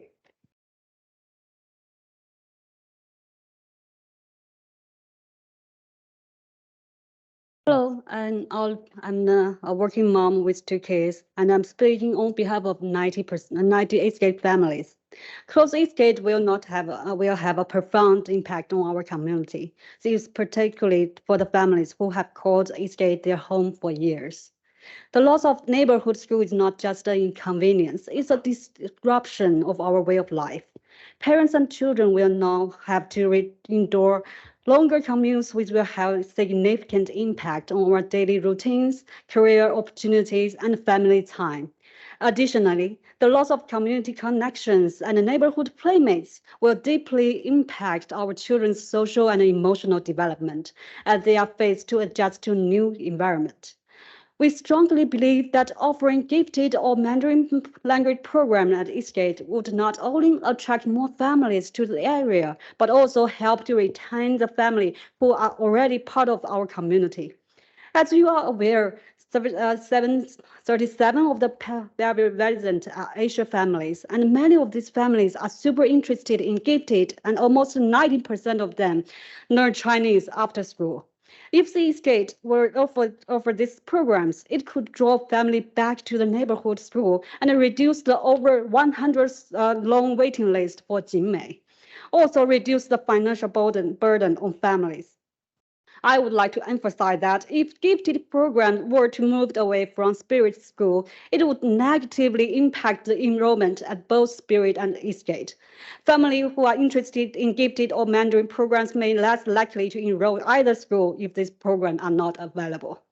Therefore, I urge you to consider human impact of the decision and find ways to Eastgate School open. If closure of Eastgate is still necessary, I request that you postpone the decision until a more thoroughly analysis of data and the input from the community can be gathered. Thank you so much for taking the time hearing us.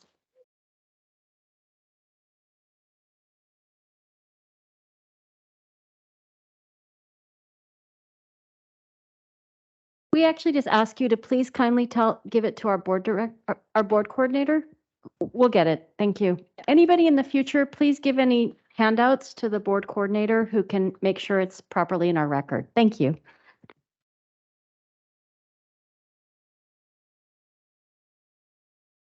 Dear board members, my name is Yiping Su. I'm a resident of Summit, living on 165th Avenue Southeast.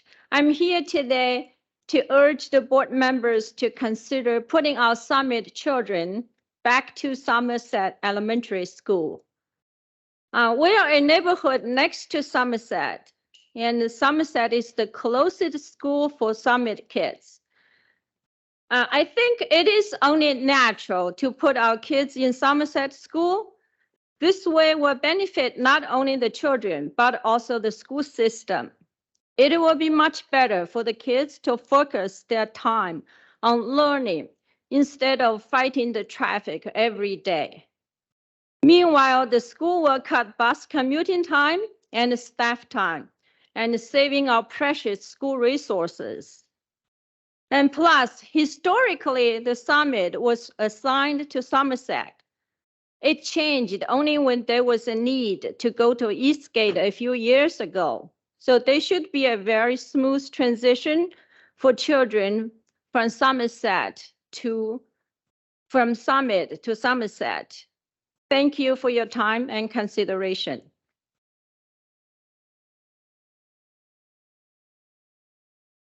Do we have Anne Marie Clark? Yes, and I'll take a moment to interrupt here. For folks online, if you have registered, if you received that email from me, please go ahead and hit that raise hand button so that I know you're there. For folks who are online who haven't registered, I believe that we will not have time for additional commenters tonight. So just letting you know. Okay, please go ahead with our next comments. Hello, I'm Anne Marie Clark. I'm gonna bring up a different topic. Not the other topics. I also support a thorough consideration on the other topics.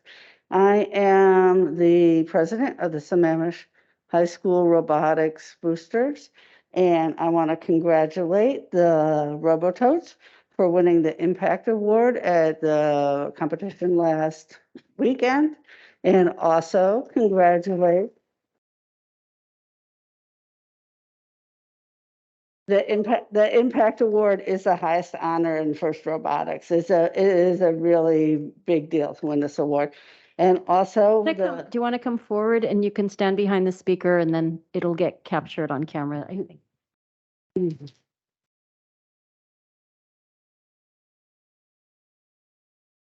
And also the Big Picture Ramen Robotics team won the Rookie All-Star Award, and they are really rocking it as a rookie team. So we wanted to acknowledge them. And our team, despite our wonderful successes, would like reassurance that we'll continue to have access to shop space. And the students are here to advocate for not only shop space, but credit for their tremendous commitment and great experience with robotics. So I'm going to yield it over to Patience.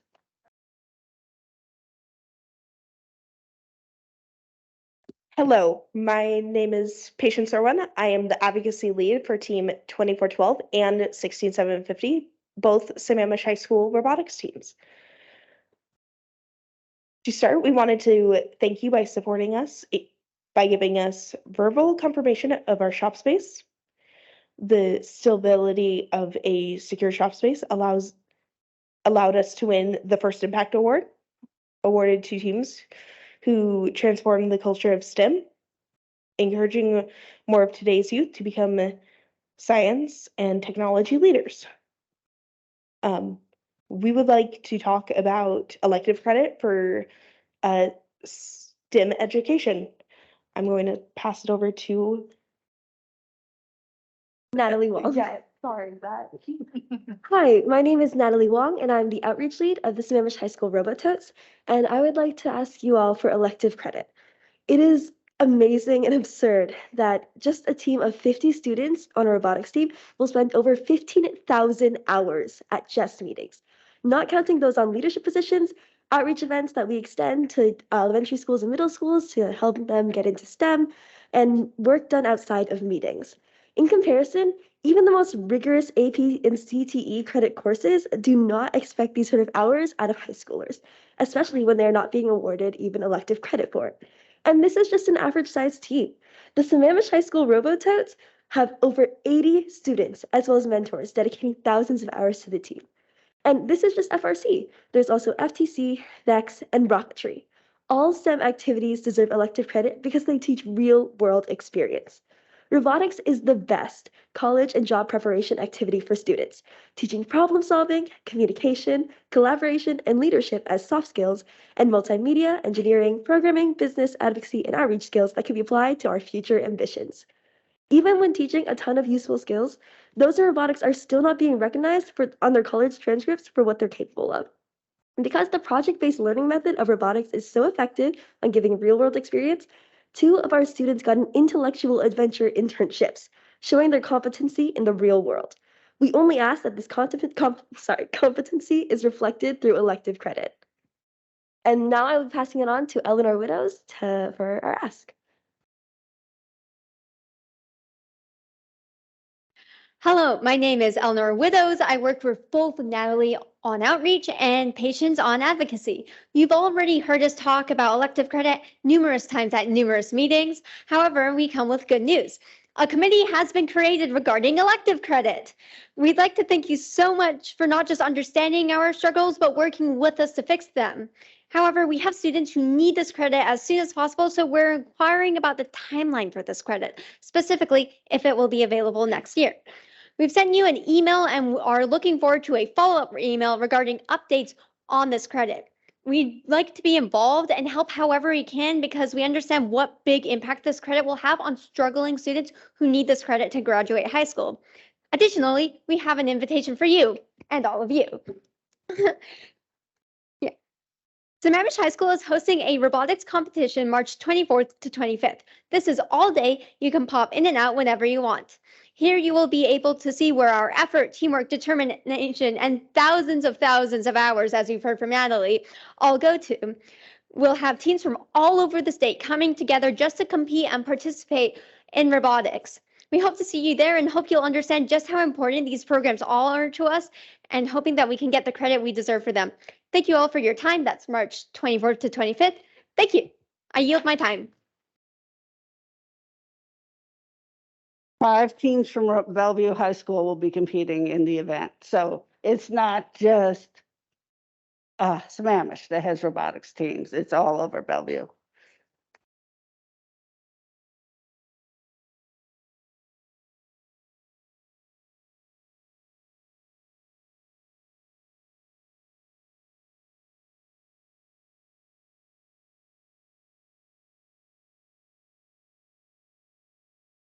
Hello, board members. First of all, I really appreciate your patience and consideration from the board members to extend the time of the open comments to hear the voice from all underrepresented community. I'm a resident from the Sami community. We are a very small and beautiful community, but our voice should not be ignored. So just last night, I learned that the Eastgate area allocated to the Spirit Ridge Elementary School, regardless of the fact that the nearest elementary school to our community is actually Somerset, and the Spirit Ridge is 6 miles from our community, and in rush hour, you will take like more than 30 minutes to commute. I'm a future mom, but I'm also an engineering that work in the big tech companies, which means that my daily schedule is very, very busy. So if you consider from the mom perspective, spending that much amount of time commute is actually a big burden for the family. And also, I think if we look at the map, the Spirit Ridge and the Wood Ridge Elementary are all very far from the community, and there's no direct route there because the exit of our community is facing towards the south. So it's actually make a lot of sense for us to go to the Somerset school. And I heard there are some concerns from Somerset that we're actually overload their schools, but considering Summit is a very small community, I think our requirement will be less than 20 because most our neighbors, their kids are going to high school or they are already go to the university. So I think it won't overload them. So I would really appreciate that if we can you guys can hear more voice from our community, even though like we're a small community there. Yeah, thank you.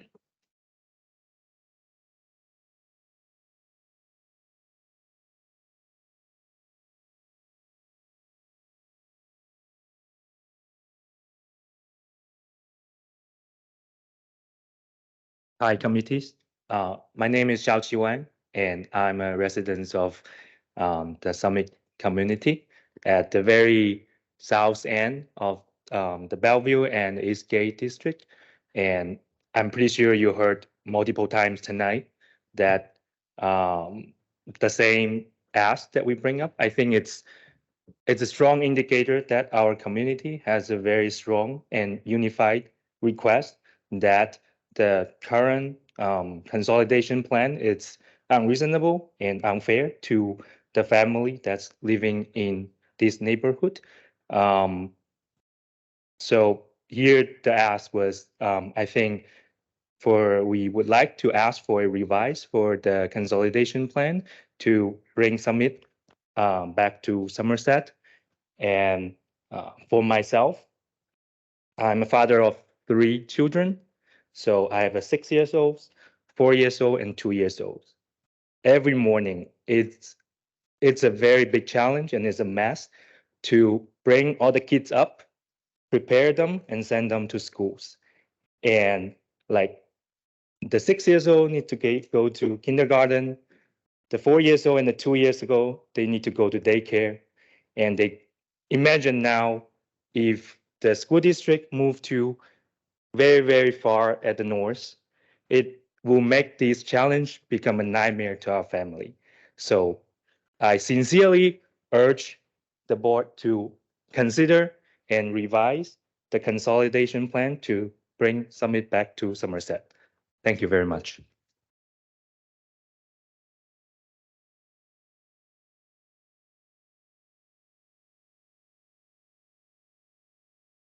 Hi, board members. My name is Ili. This is my second time here. Actually, I'm in a better mood than today than previously. So basically, see the revised recommendation. I feel like you guys do hear, you all hear our voices and you make your adjustment accordingly. So first of all, I will start, thank you and appreciate all the efforts you spend behind the scenes. I had a script, but I throw it away because I feel like speaking just from my mind, gonna express my true feelings. So I think you guys carried a very good behavior. So you guys listening to us, and I want you to also listen to all the parents that express their concern about today, in regards to how far, because of this consolidation, how far they need to travel to the new school. And also, you did mention that you're gonna open a priority open transfer. It is not clear at this moment, at this I can see. That's why probably a lot of concerns are coming here. So what does the priority open transfer really mean, right? So I really hope you guys can make it clear, so to address that concern and make open transfer a lot easier for the people who are close to the summit. And for example, right, so if you have passed, you guys are, all the decisions you guys are making are data driven, right? So hopefully you can make the priority more clear in a way. Say, hey, if you request open transfer in the past, you are topping on the list. If you live close to the Somerset, you're top on the list, right? And unless all those things are listed out, I feel like you're gonna hear a lot of uncertainty from the parents, and this request probably gonna be keep coming. So there's a lot of work still need to be done. I urge you guys to provide that transparency and ease the stress from all the parents that worry to move their kids away. So thank you.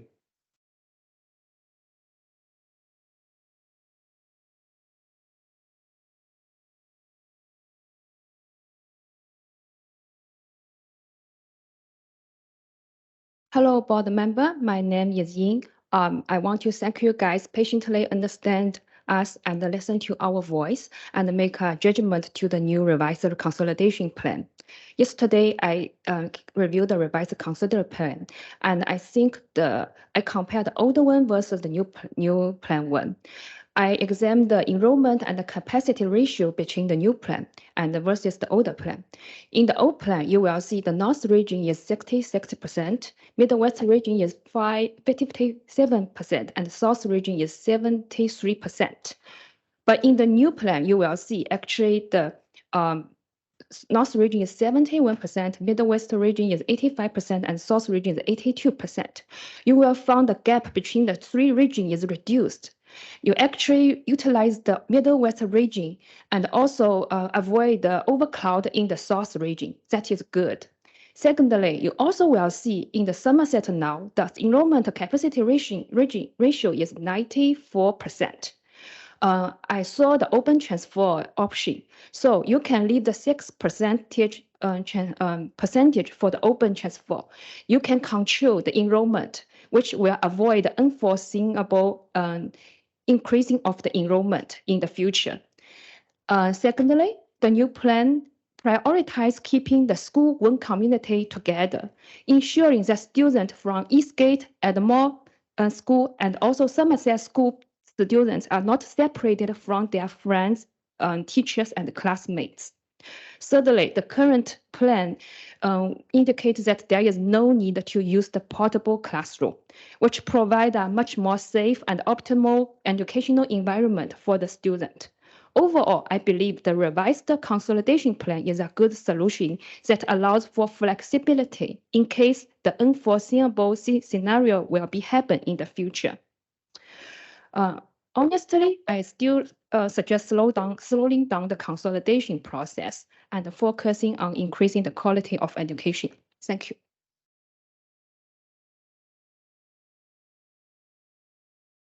Thank you, everyone who's commented tonight so far. I'm ready to start our online comments, and I want to say thank you to everyone who's hanging on online with us. We're going to start with Megan Tadonio and go down this list that's on the slide. If you did pre-register and you're either in person or in line and you haven't gotten to speak yet, please let me know. There's an email way at the bottom of this slide that you can email if you're online. If you're online and I'm just not seeing you, please help me out and send me an email. Okay, Megan, I'm going to click some buttons that will let you turn on your microphone and camera. So you'll have to turn them on yourself and then you can go ahead.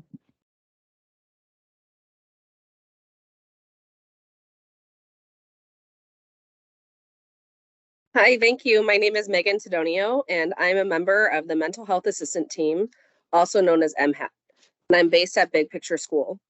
I want to take this opportunity to share the impact our program has had on students' lives and stress the importance of continued funding. The mission of MHAT is to identify students with mental health needs, provide students with evidence-based mental health services, and improve mental health outcomes. We do this by administering a universal screening tool called the BIMAS-2, which looks at students' overall social and emotional well-being. We've administered the BIMAS to almost over 6,700 students across the district. We immediately follow up with individual students who endorse thoughts of self-harm to assess their risk level. Our program has screened 1,150 students for suicide risk based on their scores. We create safety plans tailored to the students' needs and offer evidence-based mental health counseling.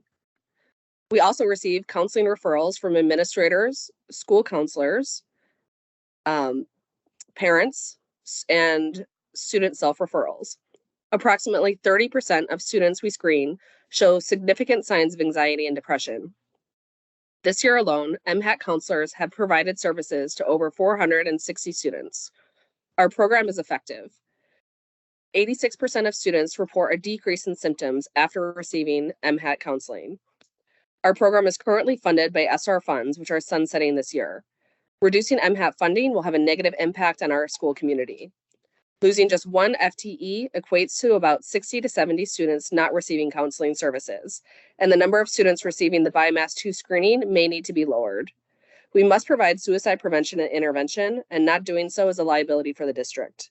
Beyond educating students, we have a responsibility to safeguard their health.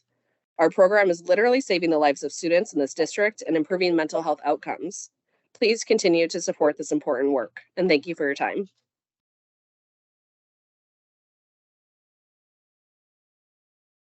Thank you. I want to put in here, I don't think I was 100% clear when I spoke before. We are only going to be taking speakers tonight that have pre-registered. The folks that did pre-register did show up tonight, and so I don't have open spots for folks that are not already on the list. So again, I will ask if you are on the list, if you pre-registered, you got an email from me, and you don't see your name on this slide, you haven't gotten to speak yet, please send me an email.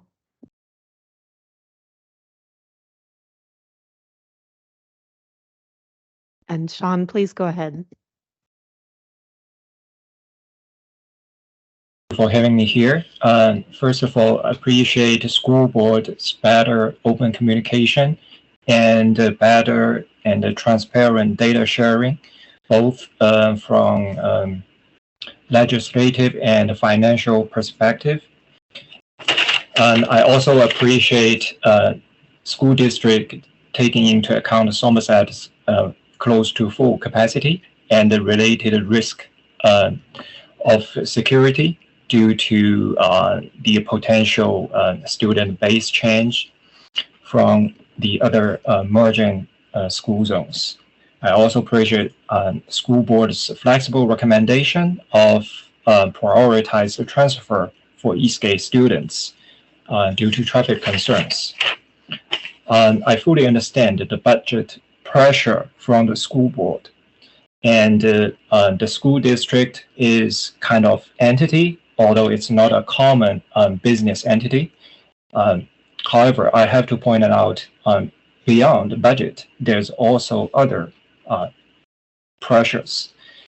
For example, timing, right? Timing is crucial to entity itself. School district may endeavor to request legislature to fund more per student due to the pandemic changes and the ongoing change so far. Please keep in mind, our property tax and sales tax only increases, not decreases. So all the curriculum, school resources, and education quality will invite more students, bring about a much healthy school district. Instead of, we rush into closing schools, right? Long-term plan provides confidence, and otherwise the closure or any change will provide negative perspectives from all the families. I'm sorry, Sean, that's the end of your time. Thank All you. right, thank you very much.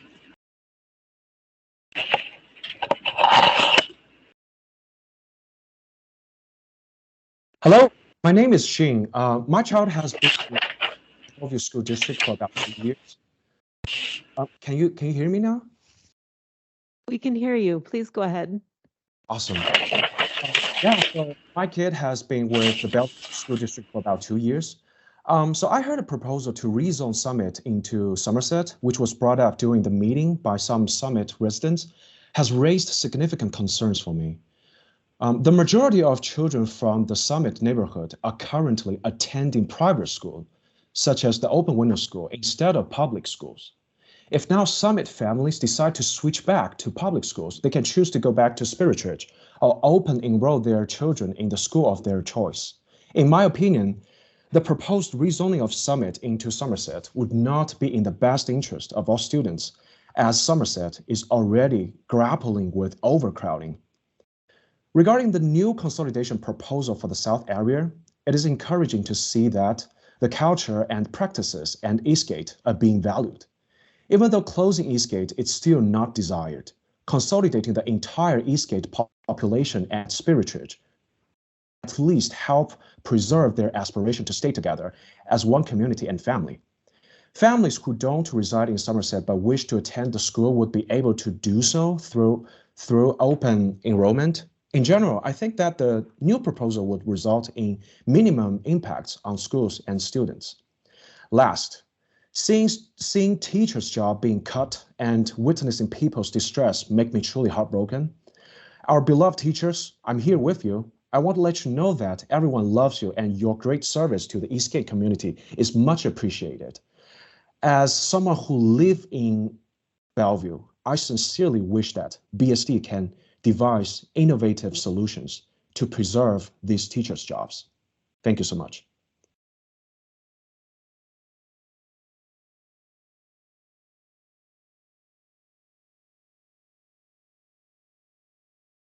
Okay, Megan, please go ahead.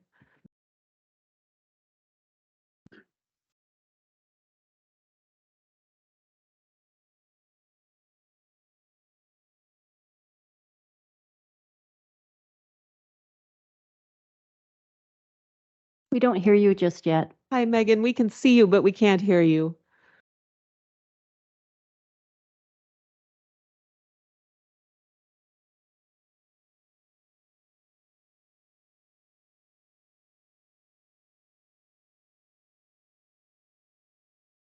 Okay, we're going to go to our next speaker and come back to you. Okay, can you nod? Thank you.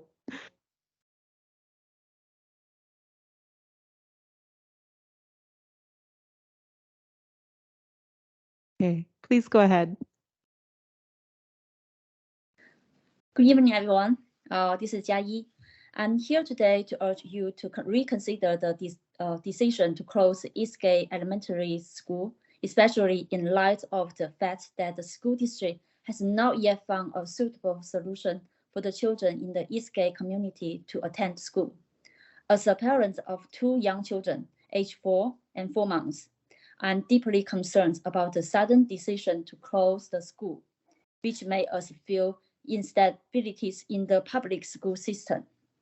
Furthermore, I fail to understand why Eastgate children should have to travel further and cross the I-19 highway to attend a school that is even farther from home. As a result, the commute time for children on the school bus will be longer, and there will be greater safety concerns. In my view, public schools should serve the communities they are located in, and the inconvenience of transportation will only lead to greater loss of students. Please consider the negative impact that closing Eastgate Elementary School will have on our children's education and the community as a whole. I also request that the BSD provides more notice and information to Eastgate families so that they can be fully informed of the situation. Thank you for your attention.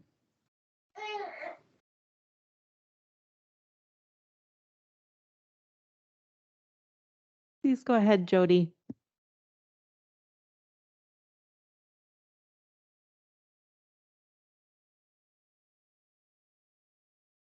Process has not been transparent. It's when I first talked to one of my friends, they predicted that Eastgate would close and the other school that's being put forward because of closeness to the freeway.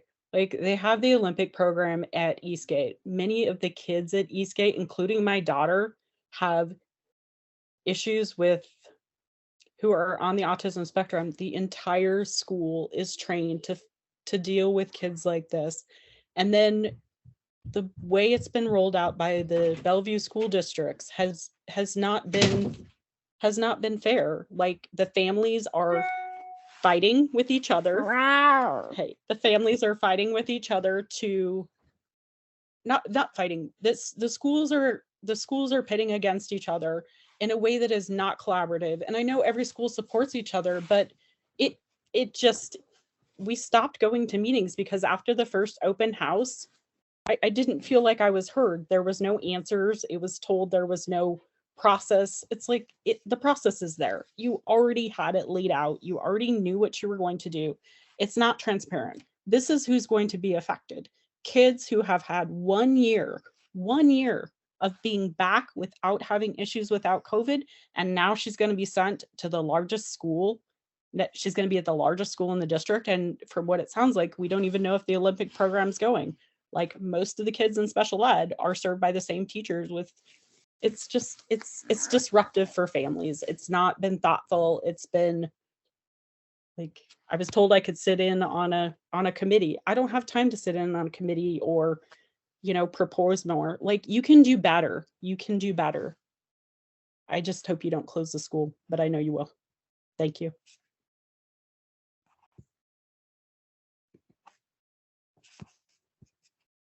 Thank you. For our last speaker, I think that Megan is ready to speak, so please go ahead.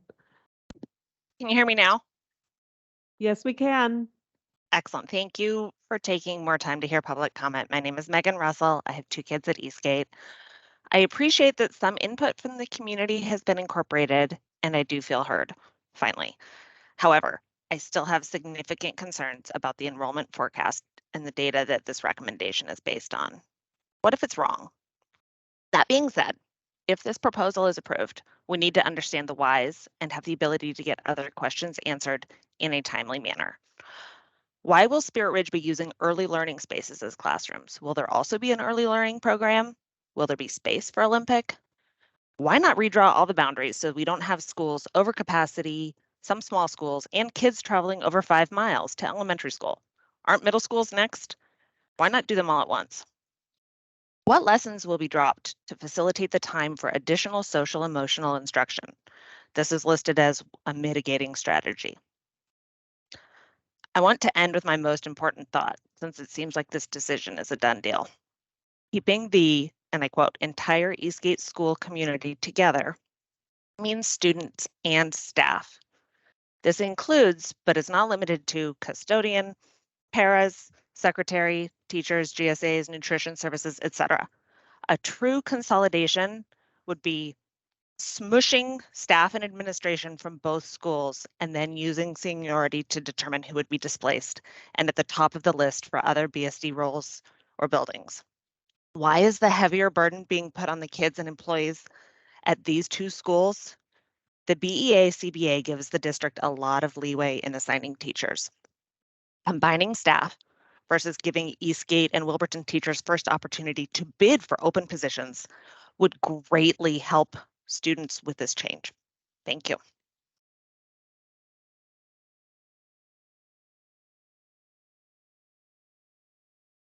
Does that conclude our public comment, Ms. Worth? Yes, it does.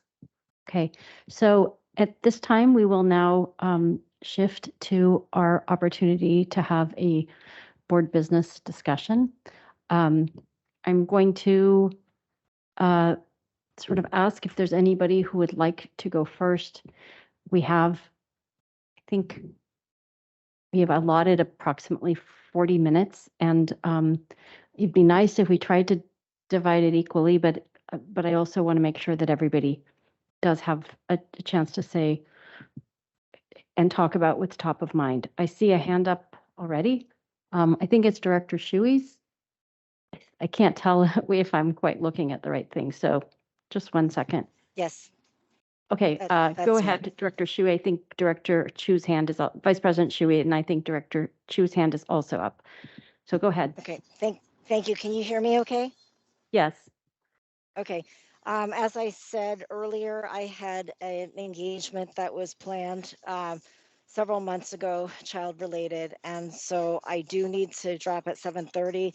I have many questions that I will be asking through email of district staff. I really appreciate all the public commenters over the last several weeks because they have allowed us to learn a lot and ask a lot of questions, and for our whole district together, staff and board members and community members to refine our understanding and come to better decisions ultimately. I do want to just use this couple of minutes to say that changing last minute to have an extra 30 to 50 minutes today is was unexpected and results in me not being able to be here for this discussion.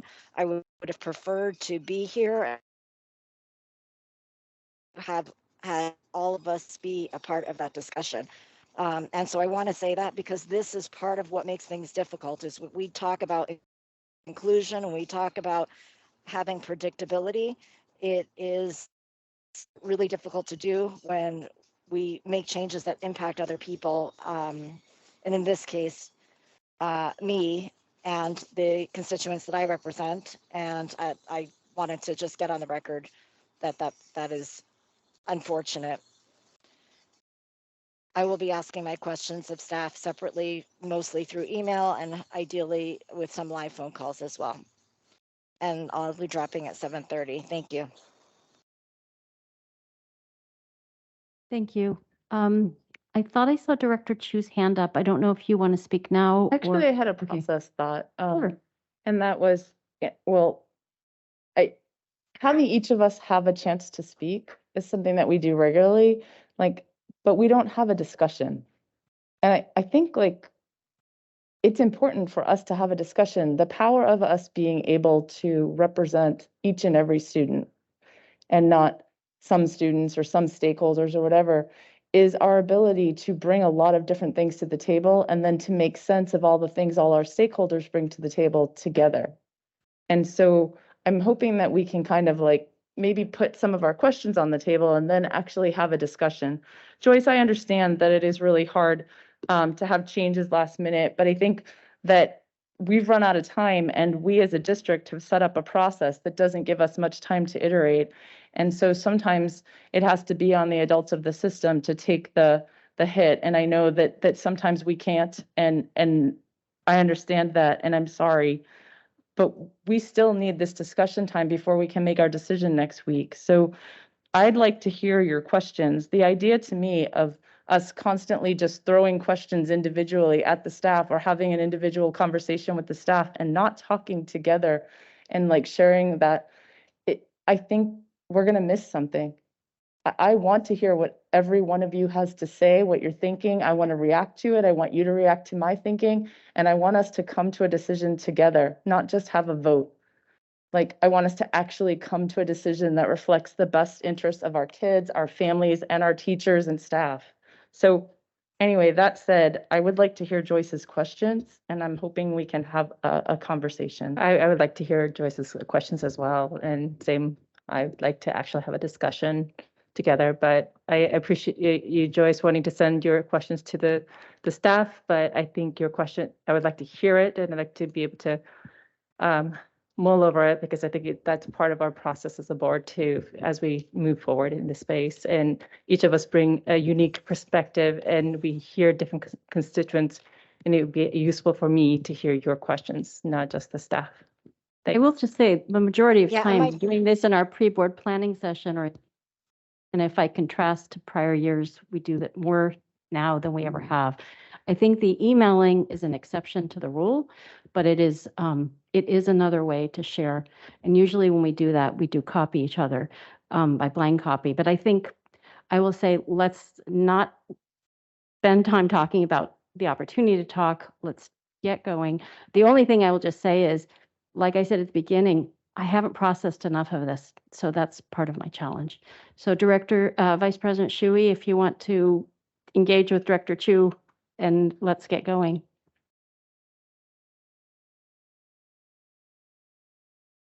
Sure, I just have a couple of minutes left. I can ask a couple of questions, and it's really of staff, but in terms of the board discussion, I don't disagree. I do agree that we should have opportunity, as we often do on Mondays, to have a more robust and interactive conversation, which is why I proposed earlier that rather than adding time on to this meeting when we are all still processing a huge volume of data, that I would have preferred to have had that conversation on Monday rather than now when I can't be there.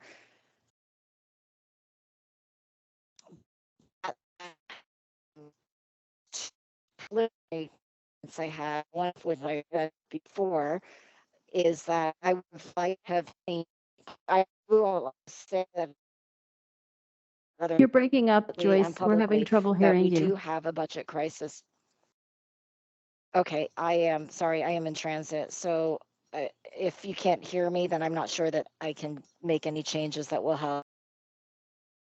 The volume, or is it something else? It's a little bit of breaking up. It's not really volume. Okay, then yeah, I'll do as I do is I'll copy folks in BCC with my questions and hope for that conversation on Monday. Okay, so Director Chu.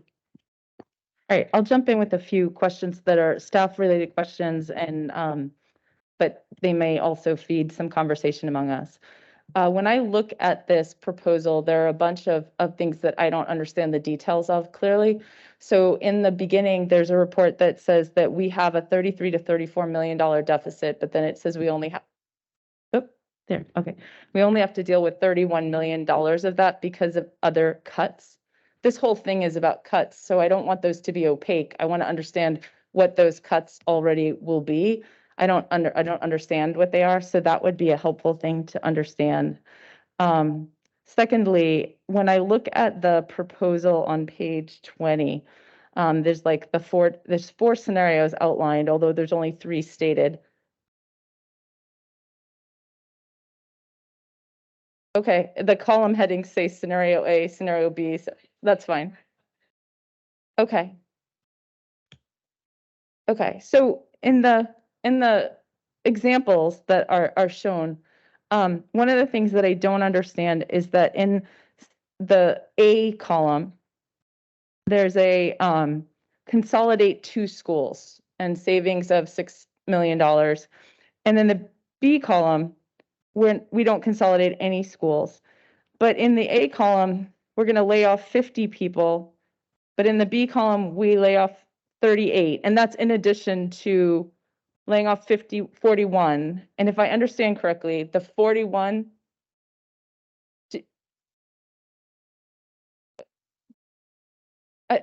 I was just going to finish the question. Melissa, am I, like, I'm just confused and I'm trying to sort it out. Do you want to answer me now or do you want to wait? I think we were going to use our time to figure out what things are that's what I thought. Okay, what then things let are me, on the mind of each of us, what things are like the okay. questions we really would like to have answered. And if we can converge on that, then we might agree that we have similar. Okay, so then let me put this out there.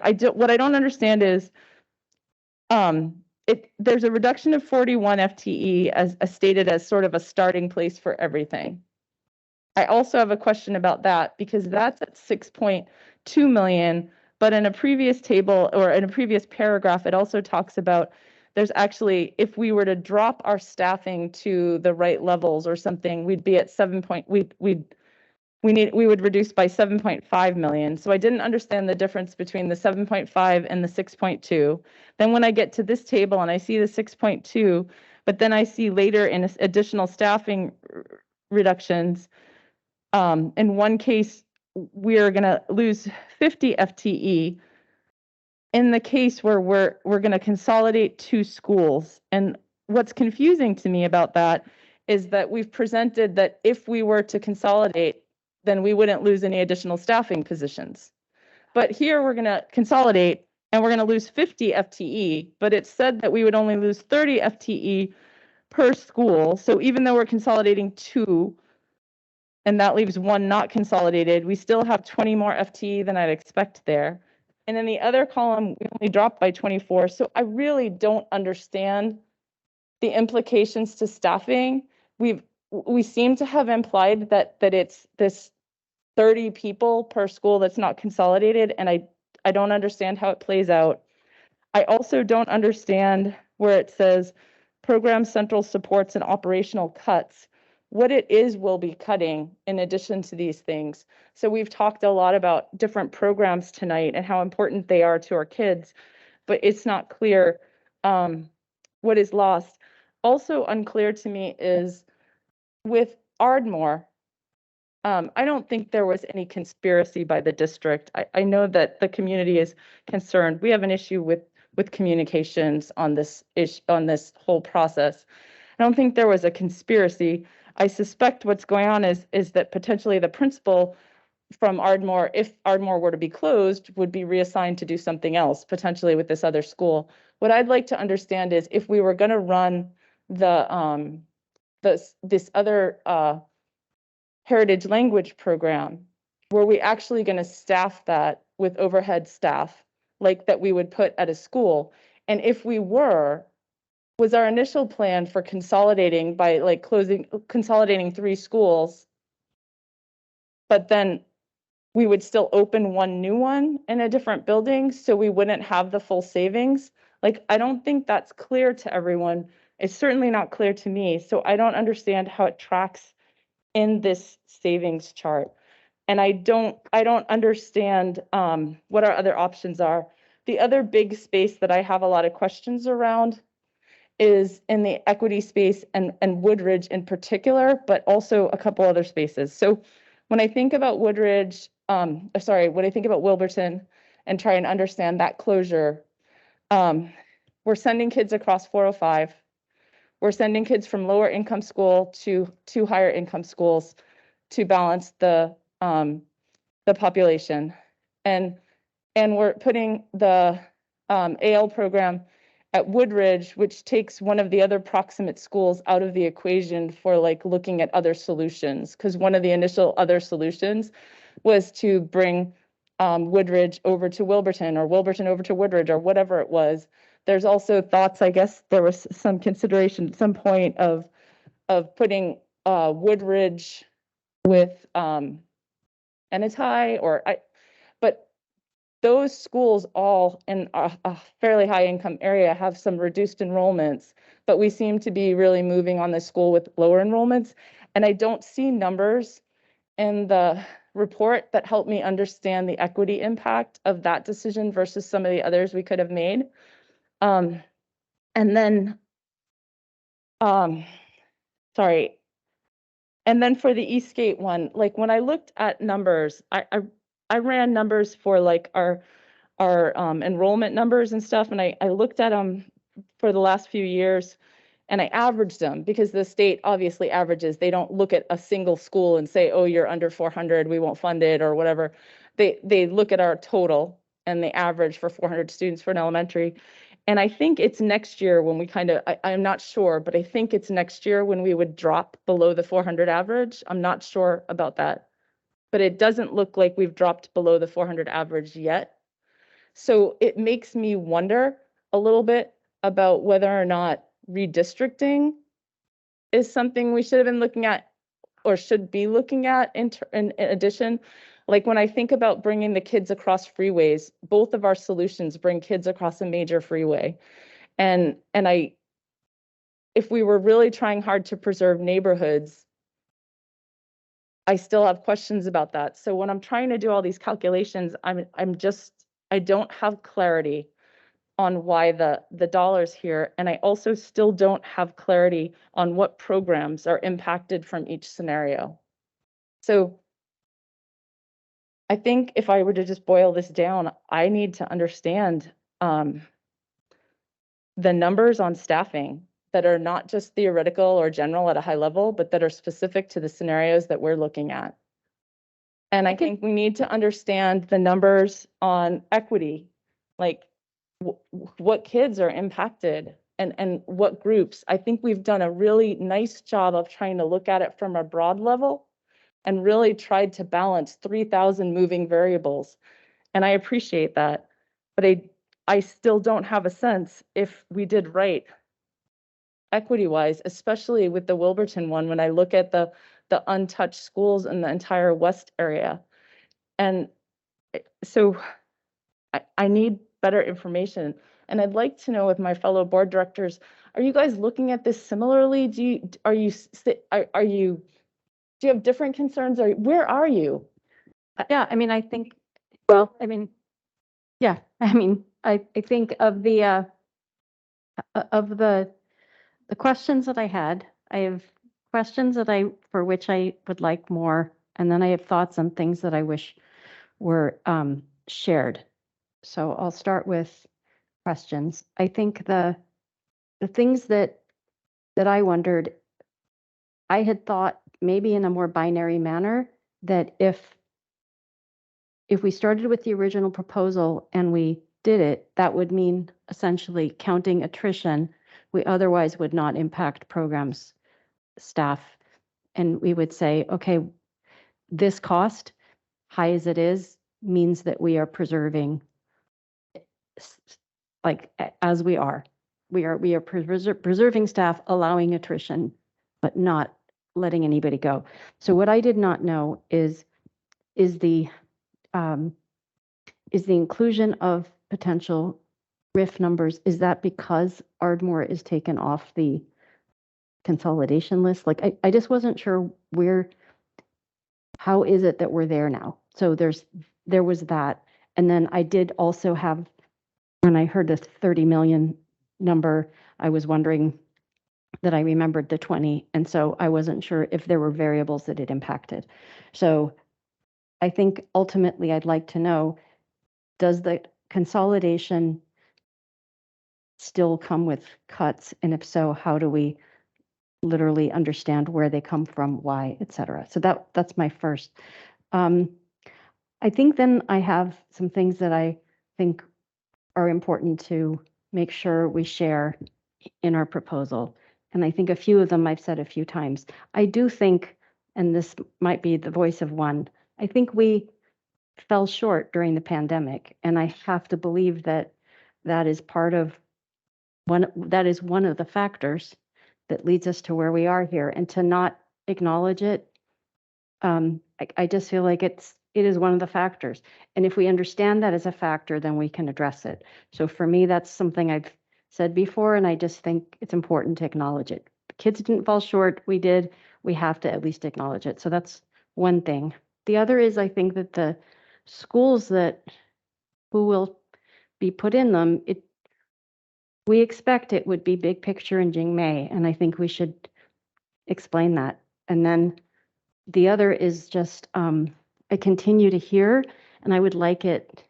I know, Melissa, you try to explain this again and again, but I get frustrated when I hear people talk about how much they pay in taxes, because I realize we still don't have a community that, when we say McCleary, we think people know what that means, but they don't. They don't understand that. Another public service announcement, your taxes are going to Olympia where they get redistributed. So yes, you are seeing, I think somebody cited tonight, 22% increase in their taxes. I don't know if that's true. I'm guessing yes. For many of us, very high hikes, they are not coming to the district. Otherwise, we would not be in the position we're in. Our finance director would not be pulling our hair out about what choices do we have in front of us. So I think that is just something that I feel like at every turn we could help people by putting in. So as I look at the proposal, the questions for me are mainly around those trade-offs. Why do we see, like, will we really have RIFs? If so, are they tied? How will they actually roll out? Or does consolidation mean none? And then the others are just opportunities, I think, in our proposal to include some things that we acknowledge. So that's where I am right now. But I have to say, I know that I have not adequately absorbed and read through. And unless I read it line by line multiple times, I don't think I really I don't feel like I have a depth of understanding to be able to ask more. So I think Director Watson and Aris still have things to ask or share. So I have three sort of main topics, but the two are real quick. The first one is regarding the teachers union. So earlier today or previously, I was really hoping that the teachers union would come out in support of the position that they think is best for teachers. And they did come tonight and speak, and they have different opinions than some of the other teachers that we've heard from, which is what's been so difficult, because we had many, in numbers, more teachers those nights saying, don't close our school, than we have had tonight. So I do appreciate that the leadership of the union has sent a letter. I wish it was a little more public to everyone, so that we didn't feel like, as board members, that if we decide for the closure, it would be nice to have the backing of the teachers. Otherwise, it makes it seem like we are closing somebody's 70-year beloved, attended by their grandparents' school for no good reason. And okay, so that's point number one. Point number two is, I have many, many things I could say, which I won't say, about the clarity of these plans and how they were communicated to the community and to others and to me, and the process and the timeline. And I think we all sort of can guess at what's under that category, but I do hope that later, after this is done, we can circle back and figure out what lessons we can learn from this and how we can do this better. But, you know, as I was saying, I feel like I'm the last to know sometimes what's going on. Okay, then the questions I have on the finances, and a lot of it center around page 20, and a lot of it overlaps with things that Christine said. I do think that one of my first questions is reduction of 41 FTE due to enrollment forecast and staffing efficiency, no consolidation. First of all, are those continuing or non-continuing contracts? Because sometimes we reduce the non-continuing and we don't count it really in the number that we cut. So I'd like to know that. And then it would have been more helpful for these scenarios A, B, C, D. They're manipulating like at least 3 different variables, and it would be nicer if they could have been verbally labeled, but that held me back, but I did puzzle it out. So the 3 variables that are varying in these scenarios are how much we dip into the reserves, how many cuts we make of programs and staff, and whether we consolidate or we don't consolidate. So I think that's what makes this chart kind of difficult to read. I would have done it more expansively, but that's also Christine mentioned, and I've been saying, and I think I would like to say it again, I don't know what's under program central supports and operational cuts. I have sort of a list of what those might be, but I don't know what they're really going to be. So that makes it a little harder to digest this. And then I also thought this funding gap carryover thing was a bit confusing. I have enough information that I may have to actually create my own spreadsheets to figure this out, because I'd like to see how it will be then in year 2 in the different scenarios, and you know, with the kids and enrollment increasing or decreasing, and what it would be like under different scenarios. But we do have enough data, but there's a lot of piecing together that has to be done. And then, yeah, except for that one piece that's really missing is what the trade-offs are in the cuts. And then I'd also like to know who's going to make the choice about which of these dipping into reserve scenarios there are.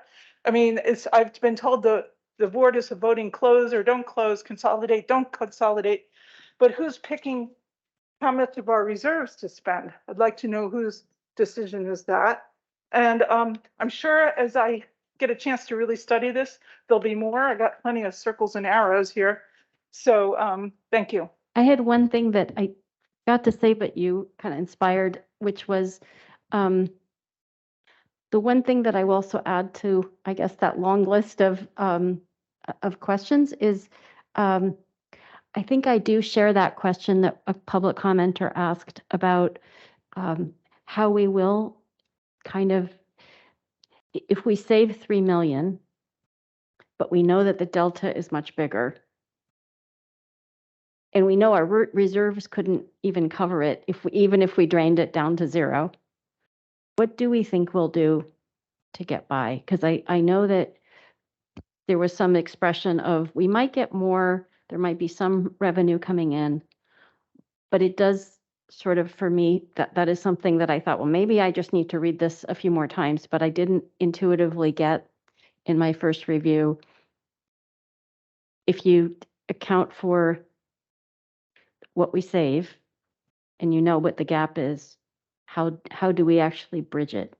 I think that's something where I couldn't explain that to someone else. So I think that I would add that to my area of concern, question, wondering. Not to say that 3 million's not significant or that the jobs saved don't directly inure to the benefit of students. Just to understand, because it is about asset stewardship and fiscal responsibility, then I still want to know, okay, so then what will the plan be? Okay, sorry, Director Aris. Well, I'm not going to repeat all the questions you guys put out there already. Carolyn, you did a great job of putting my questions out there, which I appreciate. One of them is the, well, actually, I'm not even gonna go there.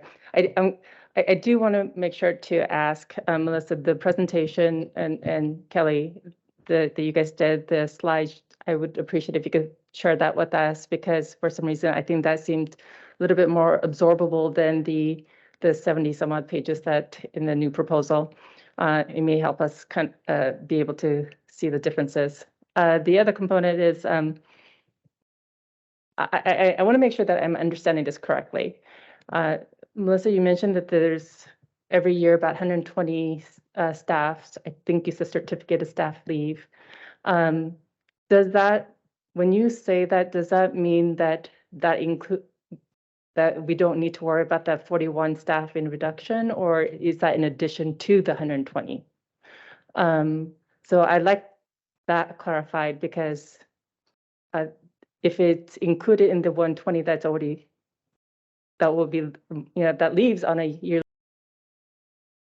basis, then we don't need to worry about 41, right? That's how I'm seeing it. I know that we've asked lots of questions on Monday, and I feel like some of them were answered and some of them were not. So I'm going to repeat some of the ones that I asked. One of them is that I know there was a mention of doing having a second demographer look at our data. I'd like to know where we are at with that, and if we are getting a demographer to look at it, is it going to be in time for next week before we have the decision? If not, what have we gathered in the process that are the additional information that we could look at? Oh, I'm sorry, I got lots. Oh, looking at the presentation, I noticed that there is the number of students from last year and what is the prediction for next year. But there's information that I would like to have. What is the capacity of each building? And that's missing in the proposal. Is in the first one? Yeah, the first one. Okay. If you could bring it into the new one, that would be great, because then I don't have to go back and forth. That's a lot of pages, sorry. One of the things I noticed is with the Eastgate, and and this was my ask on Monday, is that it's not just Eastgate, it was all of the programs that's on the table, is that if we're proposing one thing, that we bring in clarity and why we're not doing another. And one of them is that, obviously you're putting Arabic heritage language in Ardmore, and there's been ask of putting a language in the Eastgate. If not, why not? I think the communities should know the why on that part, because until they know, they're going to continue to wonder, and that wonder may not necessarily be healthy. The other, looking at all the buildings, I've noticed that Newport Heights has 14 empty classrooms next year. And I'm curious to know why we didn't consider Newport Heights as one of the spots for consolidation. And if there's a good reason, I would like to know why. And I know you guys done a lot of brainstorming, so I'm just asking to share some of that brainstorming with us so that we have more clarity. The other is looking at all the possibilities and looking at the numbers. Trying to minimize the social emotional impact on the students, the short term and the long term. I'm still I'm pondering on Wilburton because it is our newest building. I also understand it has a high capacity. But it is also a program that we have leverage to be innovative. And I'm a little bit concerned about losing all of our innovation that or implementation of things that we're hoping to put into other schools. And also our partnership with Microsoft. It is not something we need to, corporate relationship or any financial relationship as a public school district is something that we cannot lightly tread on. I mean, we need to really think about its long-term impact. And so this is the second time they've worked with us. I would really like to make sure that we continue to have that opportunity in the future. I can say that that was pretty well explored, just for what it's worth. Yeah, well, I think it would be good to hear. I think, yeah, I think Assistant Superintendent Armaki can speak to that, so. Yeah, well, I think it'd be great to hear that. I understand. I know you guys did a fantastic job brainstorming. I've heard that, but I think it'd be good for all of us to hear that as well. The other, I think, there's that constant challenge of equity and, haves and have-nots and affluence versus, and are we doing our best? And I know you guys have worked hard on trying to be equitable. And so, that question of, and I think Christine had brought up earlier, of why are we shuttling kids across the major freeway? Two of them. Did we look at ways of not doing that? And if so, can you expand on why we have ended up where we are in this proposal? Because I think that clarification would be useful. Director Chu. Thanks. I have a few follow-ups based on listening to what folks are saying. Seema, you brought up a couple of things. One was the big picture Jingmei station, and you asked if we have a plan, we should document it, and I agree with you. I'd also suggest that telling the community what the plan is instead of engaging the community and making the plan, I think we should have learned from this process wasn't the way to go. So if we are planning another phase, which we need to, right? If this is going to roll up through secondary and if it's going to touch, schools over time, and we also have 3 schools we haven't rebuilt, it's more than telling. It's about engaging a much more clear process. I also want to touch on what Jane was saying, the Microsoft program. I'm hesitant to just let that go as well, but I wouldn't. But I don't fully understand what was and wasn't explored. And when you said that it was fully explored, did you read that in this report? Did I miss it, or are you just saying that because you talked to somebody about it? Well, I do know that the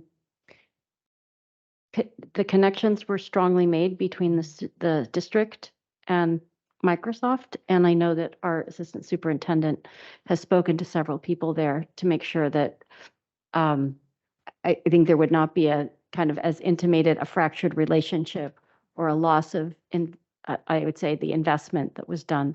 But I prefer that he speak to it rather than I, since I happen to work there and am not speaking on behalf of the company. Yeah, that's fine. I would just say that it would be good to have a full understanding of what that means. Are we going to move the program? Are we giving it up altogether? Is there let us know. Yeah, I mean, I think that sounds like something that we would like to have shared before decision making, and I think that makes sense. Yeah, and the other thing, you said something that I found really important and striking, and I want to apply it a little further. You said that we didn't do entirely right by our community during the pandemic, and we need to own that. I don't think that this process that we've just engaged has done entirely right by our community. And I want to say something very specific about that. It's not on one person and whether or not they did good work.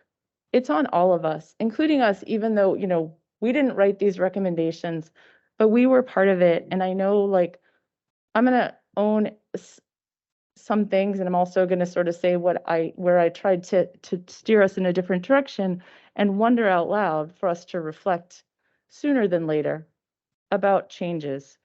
So when I heard about this in October, that we might have to do something like this, I was like, great, bring the community with us. Make sure we are engaging, help make sure there's a place for them to help make the decisions.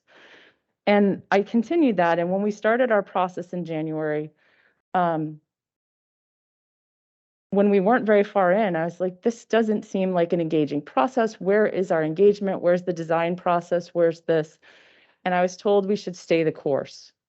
And for me, that's part of why I got very passionate tonight about wanting to have a discussion with the board, because we as a board have the power to sort of have a dialogue about something like that, and then have a conversation with the superintendent and say, what are our options? Can we change course right now? Can we do something? It can't be put back on one person, one staff person, two staff people, the superintendent. It's kind of on all of us to reflect on this process and see how we own it. But I want to own it now because there are a couple of things I see continuing, and I want to call them out. The idea that people are talking about things, people had a good conversation about it, but it wasn't communicated.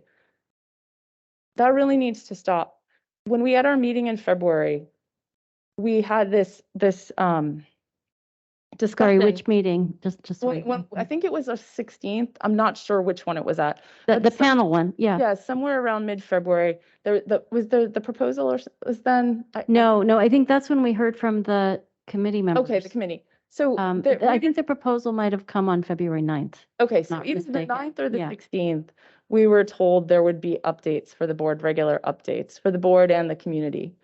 The only major update that I can remember getting after that point is one that had a list of different groups that were being engaged with. There wasn't anything that acknowledged the feedback that was coming in. There wasn't anything to sort of say, now, I did have a meeting, and I think each of us got to have a meeting earlier this week, late last week, I don't even remember anymore, where somebody said, here's what we're thinking. Here's the direction we think we're headed. We're not finished with the proposal, but here's some information. But the community didn't have that, and I didn't get any of these details, so I couldn't do much with it. So I think that the communications has to just ramp up. Yeah, it's hard to ramp up a steep curve, but there's no more choices. We've kind of hit the end of the line. And engagement and accountability and being able to admit, I believe strongly that when you screw something up, when I screw something up, when I do something that does damage, that I own it, that I will publicly acknowledge it, that I will apologize for it, and that I will change my behaviors accordingly. We as a district need to do the same thing in this place. We are, several people from all the different groups tonight talked about how divisive this process has been. And it was so predictable. When you say, hey, here's 7 schools, we're going to close 3 of them. What in the hell did we think we were going to get from our community? When we say, here's our proposal, we've already designed it. Now, can you guys sort it out? How did we think people would cooperate? They're going to fight to save themselves. They weren't part of the solution. They didn't make the compromises. They weren't invested in it. When we now have families against families, schools against schools, teachers against families, teachers against teachers. What the hell are we doing? We need to step back and change communication, but also change involvement. I don't know, Kind of what I heard Director Watson saying too, that when this is over, there's, but it's we have one, I understand, but I think the challenge is that if a decision's not made, there will be one, so I think that's the box we're in. I feel like 100%, there's things that process-wise, we could all have done quite differently. And I heard Director Watson saying, we can see what they are, we can feel what they are. At the same time, just having heard our initial discussion a month or so ago, I remember Deputy Superintendent DeVita saying, if we're going to make this change, we have to have enough time built in to make it successful. And at that time, if you remember, when we asked, she said mid-February. We've now pushed it to mid-March. And I know because of contractual challenges, we could end up triggering a RIF situation because we decide we needed a better process, but we can't do it without creating a bigger challenge, which could be like a triggering RIFs that we didn't need or want. So I say agreed on making sure that we learn all important lessons, but I don't know what you're proposing in terms of what we would do and still arrive at something in time. I think I'm asking to really, one, amp up the communication starting now.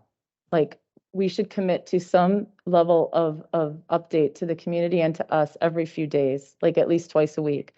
Two, I would not, I mean, I do not disagree with that at all. I 100% agree. And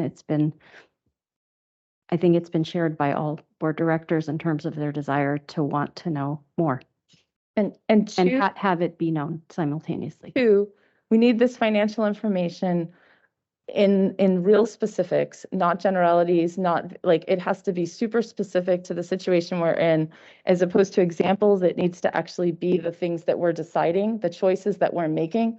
What are the financials? Three, I think we need a lot of clarity about what our wiggle room is in terms of what the cuts are that are already under these operational cuts, but also if it's only a $3 million savings per school, and at some schools it might not actually be quite 3 million. There might be like a staff person missing, or maybe we have young staff, or like maybe that isn't even the savings. So then where are we going to find that other money? But are there other options? Like, is the consolidation the only savings we could make? Is the staffing cut the only, like, and it might be, but we have a reserve, which we're looking at here, but I think we need to spell out all the specifics so we understand where could we slow down, where could we iterate again, where do we have to just make the call, even though it's going to be hard. I don't think I have enough information, and I have read this report 3 times. So I don't feel like yes, I'll get more out of it over time. And I certainly feel very rushed about making a decision, but I don't still feel like I have enough information to make it. So those are, I think, some of the things that could help us. And then the other thing that I think would help us is if there's any more iterating to be done, the regional committees should be part of it right from the start. The ones that include teachers and families and staff working together, they should be advising. We have all these advisory groups we put together. Use them. Have them help make decisions, share some of the ideas with them, get reactions, because subtle things like, hey, the entrance to our community is on the south end and where there's tiny community and it's going to cost us, like, those things come out of work groups that are regional and that are on the ground. So those are the things I would ask for, Seema, that I think we could change now without, upending everything. I thought we were supposed to get those specifics for this today. I mean, well, okay. I thought I want to make sure. I think you want to speak, and I think Director Watson wants to speak, and then. Yeah, there's one thing that I wanted to follow up, because I did ask about this on Monday and I forgot to mention earlier, which is that regarding Wilburton and the comprehensive plan, I know that I mentioned this on Monday. I didn't hear anything regarding that.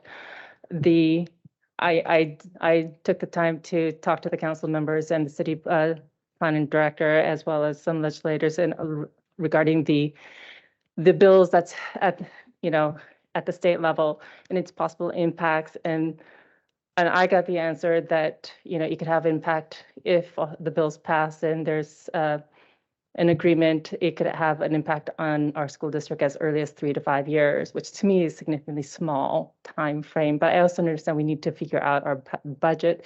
I'm curious to know, did you guys have a chance to do your digging and see if you could get any other answer beyond mine? Can I ask you one just question to your question? You were saying that you had heard that it could we could have new funding in 3 to 5 years, or like from this legislative session right now? So there's a couple of different things that I was able to dig up. Is that one, there are currently more housing that is being built in Spring District, which will have an impact. Two, the comprehensive plan is being upzoned more, and so that will have an impact on Wilburton as it is currently zoned. And 3, the legislations that is at the state currently, if it passes, there's a push to have more housing that supports the 0 to 30 and 30 to 50 AMI, which means that will support our middle and low income community more. So we'll have more density in that space, which is the missing middle that we have crisis with, right? And so, but what I was trying to nail to see, how long will it take for them to know? And they said, well, I can't give you the answer right now. We need more time. The city is definitely working on and paying attention to the bills, but things are changing on a day-to-day basis. So I'm curious to know, I've done my research to see if you guys done your research, and if so, do you have more information that I don't have?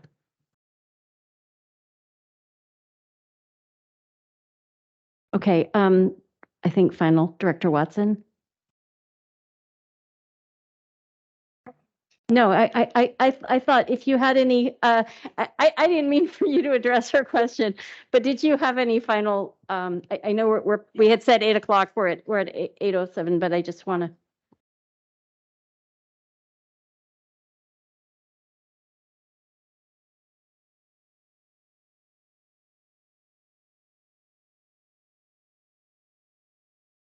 Sorry. Yeah, I'm making some assumptions and reading the numbers in some of the financials that we were given. And here's my assumption, and maybe you can correct me if it's wrong, that we had 28 million in reserves, that we need 19 million to not go into a dangerous place, because that would meet our reserve requirement under our policies. So that would be good. So that means we have 9 million that we could spend. So if that's the logic, then it helps me read the line over here on these different scenarios and the different amounts of reserves that you could spend, because otherwise, if you're not thinking that, it doesn't make sense why you pick these numbers.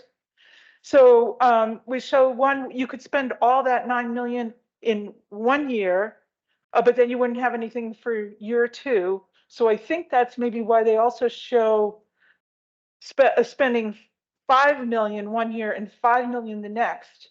And then the next year, you'd have to be dipping into your actual reserves, or maybe by that time, you could have gotten some more kids through some program or another. So I'm just trying to make sure I'm thinking about this right, because then that rules out the scenario of spending all the reserves right away. So that's one thing. And then I'm going to reiterate now the third time, we just can't understand these cuts, because we have, in one scenario, it's 13,800,000, another it's 12 million, another it's 4,800,000. So what would those cuts be in those different numbers? Like, they got to be different. So we're trying to understand those kinds of trade-offs. I'm still puzzling over this. And Seema, I just want to give a little plug for to thank our PTSA. They are going to be meeting with one of our senators this coming week, and really advocating for funding, both dealing with the levy lift and also with the special education funding. We hope there is a bill that got through the Senate, SB 5311, and it does raise additional funds for us, but it's not terribly significant. It would probably be on the order of 1.5 to 2 million, Melissa. Yeah, 1.5 to 2 if we got that Wellman one, I think. So that would go up, but then it also raises the cap. Right now, there's a cap in the state that you can't have more than 13.5% of your students qualify for special education, or if they do, the state won't pay for any additional funds to serve them anyway. It would raise that cap to 15%. One of the things that we need to think about is that while we're not hitting that cap right now, with enrollment declines, there can be a disproportionate effect and end up with more kids staying who are receiving those services. So that could become more of an issue for us. So anyway, we are advocating very actively. I've been in meetings multiple times this week statewide and trying to get things moving, to get the funds that we can, and talking to our legislators. So if anyone wants to send them letters or really encourage people on the appropriations committee and the Ways and Means Committee to support this funding, we would really welcome the help getting this special education funding, because as our superintendent pointed out, It's it it's an would unfunded cover an mandate. enormous portion of our Yeah, it would be deficit. great if we could get the larger community, teachers and parents alike, to send them a lovely email saying, please fund fully. Yeah, and I will just say, maybe as a final note, last night at Youth Link, I did ask all the students there to please email their legislators, and I think we should maybe consider that for all the kids in our district and parents and families too. And I'm happy that the superintendent was so clear at the outset saying we are not getting funded as we should be. So I will say with that, we are at almost 8:15. I know that we have more to discuss, and I would suggest that we will calendar something for Monday in the form of the kind of pre-board planning session, and use that time to talk and think further. Okay, with that, we are adjourned. Thank you.